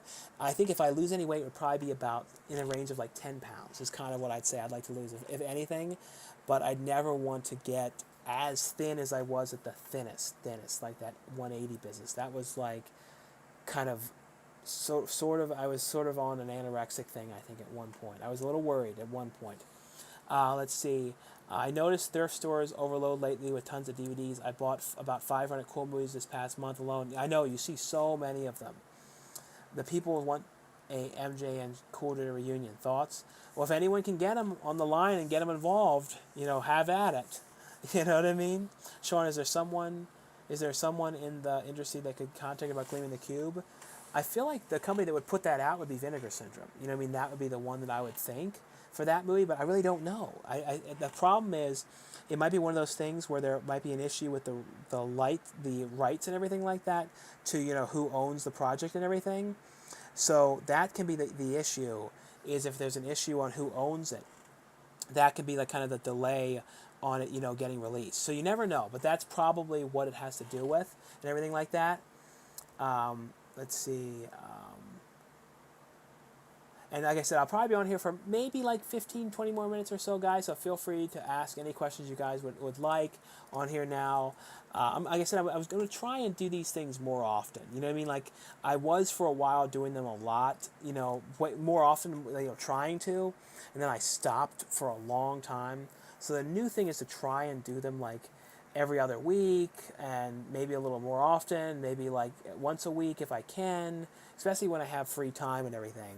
I will be going to as well the Monsterpalooza convention, if any of you guys are going to that. And I also, like I've been mentioning throughout the stream, I put a link up too for Amityville Karen on DVD, and we're trying to see too if you guys from ordering on there, it can help get the rating on there up to really low, because basically if it gets I think it's at 250 now. If it gets into the 100 rating on there, then it will be in the top 100. So anyone on there who searches for horror movies, top 100 will find it.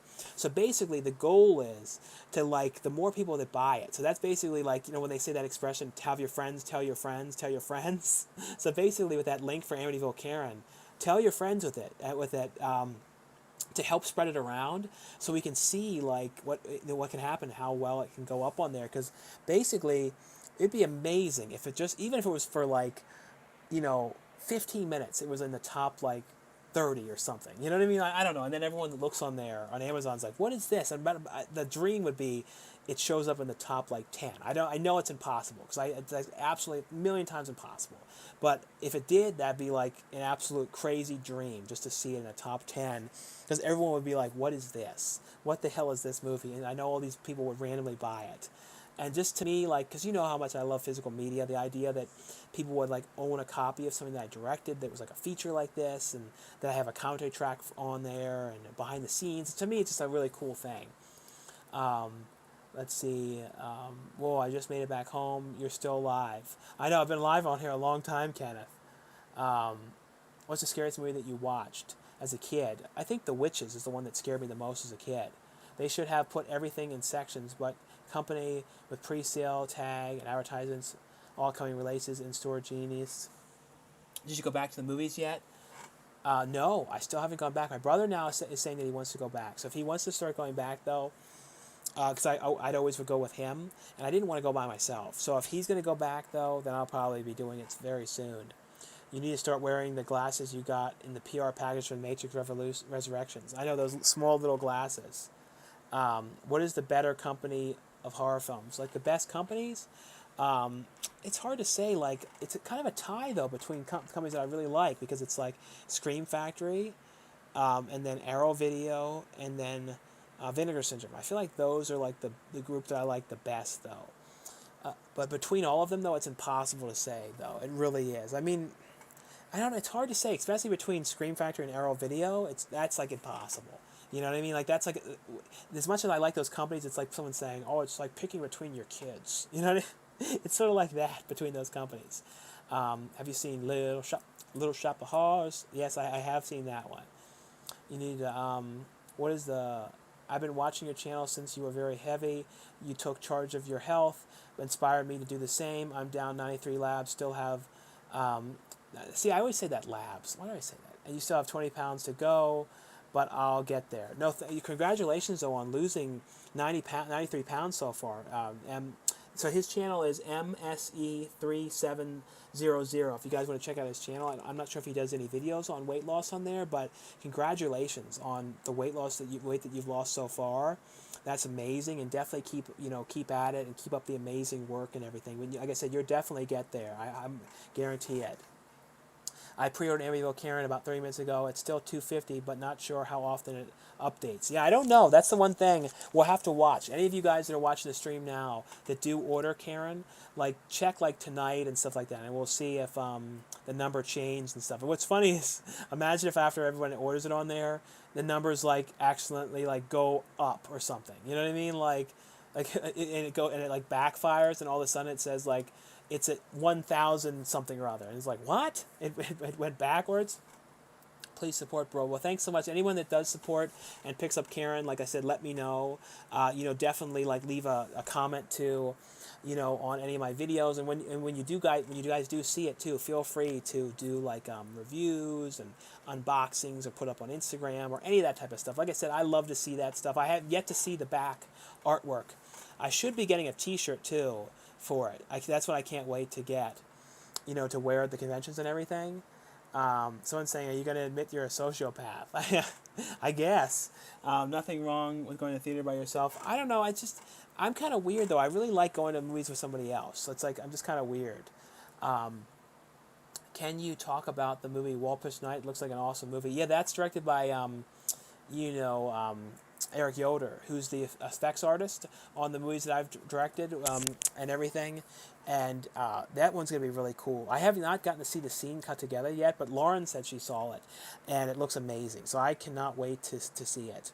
But no, Eric is great. Like, I absolutely love getting to work with him. Favorite old Hammer horror film? Probably Twins of Evil is the one I remember really liking a lot. Do you like black comedy horror? I love black comedy. Like, definitely. Have a good evening. Peace out, dude. Pick out a good one of the shelves. Well, thanks so much, Casey.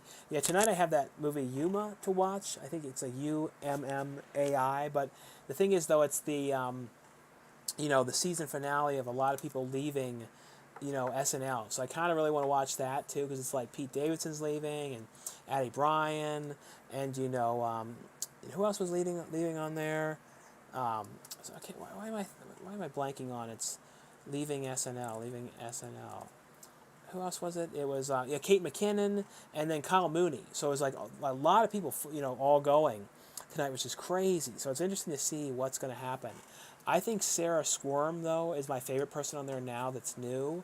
Like, I really love her stuff. Like, I feel like, too, like, she's the one person who's on there now that I would, like, absolutely love to get, to get in one of the movies in the future. Like, she's definitely, like, a dream person to get. Ever watch Bro, What Happened? Oh, yeah, the movie that Brenda was in? Yeah, I saw that one. It's weird. I don't know what happened to that movie, because it was like they were like put out a DVD, and then it was on streaming and everything, and then something happened. It was like pulled from everything. So I have no idea what happened. I'm curious if you've seen a documentary called Electric Boogaloo, Canon Films. Yeah, I did see that. That was a documentary on all like the Canon films that they made in the 80s and 90s. That was a good documentary. Let's see. How do you feel when you meet a public? Would you ever do a musical horror comedy movie that takes place in the past? That'd be kind of cool. I definitely would never do a movie when I have to do like a heavy themed film again, unless I had a huge budget, because like it was so much work to do all the Christmas theming for Mistletoe Massacre. Like the amount of stuff that we had to go and buy, and then like, the amount of trips that Lauren had to take to the Home Depot. Like, oh my God. Like there's just so many trips we had to take to get things, and then it was fun searching for the stuff, but it was just like a lot of work, and it was just so many things we bought, and it just adds up, and just Christmas tree decorations and stuff, and you need a lot, you know what I mean? Like we needed to decorate the entire backyard, and then thank God Nicole Vegas, who's one of the producers on the film, she came, and actually actress in the film as well, and helped and brought tons of decorations and stuff like that too. Let's see. Sounds great. I watched Twins of Evil last week. Definitely my top 5 Vampire movies now. Yeah, Twins of Evil was so good. Have you seen the movie Knucklebones? I went in blind and loved it. It's a low-budget gold, very cheesy 80s style. I think I got a copy of that in the horror pack years ago, and I never watched it. I need to watch that one. Let's see. What Chucky movie is better? Probably, I really think the first movie is the best movie, though. Let's see. Good to see you, Sean. When is Screen Bloody Murder coming out on Blu-ray? I've ordered the one with your autograph. Thanks. I don't know, Nicholas. Like right now, I don't have a lot, of control with the movie and everything. So, hopefully, I'll know more and everything on all of that. But like I said, I have so much like PTSD at that movie that I just don't know, and everything. Like I just have no control with it at all anymore. To be honest with you guys. Let's see. Which Chucky movie's better? Favorite Child's Play movie? Mine is the second. I talked about that one. What's your favorite horror film out of every film out there? That's hard to say. It's really tough. I mean, like, there's ones that I've watched so much, but it's like favorite ones of all time. I don't know. It's really tough. Like, Dawn of the Dead and Day of the Dead, though, are probably the ones that I've watched the most. I think, like, especially Day of the Dead, surprisingly, because I love that underground setting. For some reason, too, like, I always think about, like, if I had, like, tremendous stress, I'd love to be able to just, like, go and escape in an underground place like in Day of the Dead. And, like, just kind of, it's like nuts. I just like going walking around in there with, without the zombies down in that weird tunnel. I just felt like it'd be kind of weird and like peaceful and empty, and I don't know why. I just like that strange setting down there, but with minus the zombies. Let's see.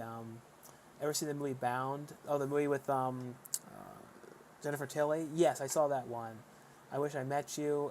I'll be at Monstapalooza if you and the Comic-Con. Let's see. This short trio keeps on asking about sociopaths. Let's see. Do you have a favorite ride at amusement parks? I always like the dark rides. So like at Disney, I would say probably Haunted Mansion is the top, and then Pirates of the Caribbean. I don't like the changes though, like those weird, when they took out the redhead. Like I really like that, we want the redhead line and stuff, and I don't know. I'm tired of everything getting so, like, honestly, pussified nowadays and changed and cut up and everything. And they changed it now to this woman going, and I think they just say, like, show us your chickens or something. Or at least that's what I pretend like they say. So, like, they, instead of, like, they found the joke was they didn't know what to do. So they wanted to kind of imply that they wanted to see her boobs. So they implied, show us your chickens. So I wish Disney would have said, show us your chickens. Then that would have been like, oh, okay. I don't know. I'm just not a fan at all of cutting things up and changing things. I'm a fan, though, of them getting rid of Splash Mountain, though. That I am. I don't think Splash Mountain should have existed ever as a ride. I always think for shame on Disney for ever making it, because that was built on that movie that was, Song of the South was a very offensive, racist movie. So that ride should never have existed, even though because the characters were even offensive. So it was like that, I do agree, should never have been made. Disney screwed up when they made them. It's a fun ride, though. Yes, it's a fun ride, but they should never have made it. It should never have been Splash Mountain. It should have been something else. So I'm glad that they're redoing that ride. I'm glad that they're keeping the actual ride, because it's a fun, like I said, it's a fun ride, but it needs to go. That does need to go. That I do agree with. That's the one thing I agree with. Let's see. Do you have a favorite? Is there an older horror movie that you think really deserves a modern reboot? I don't know. Like, I never like seeing reboots very much, though. Like, I don't know about you guys. It's like so often I'm just like so tired of them nowadays. You know what I mean? Like, I don't know. Like, I can't think of offhand like what I would like to see. It's not a horror movie, but it would be kind of fun to see how they would remake The Peanut Butter Solution, because that movie is so incredibly weird. And I always thought if they did it, I would love to direct it, because I would like to. I just up the weird level even more of just the absurdity of that story.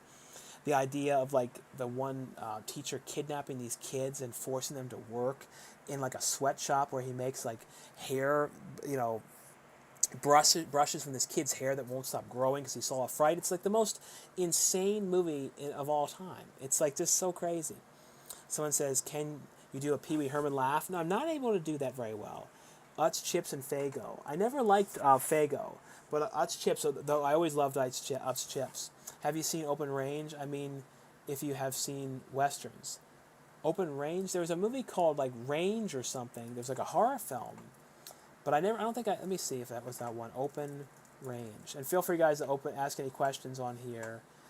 Open Range. No, I have not seen this one. There was one called Range or something. Was it called Range? What was it called? It was like a Shudder movie that was pretty good. But no, I've never seen that one. Like, when it comes to Westerns, they're hit and miss with me. Like, I really did like Brimstone. That was one that was sort of in the Western family. I like that.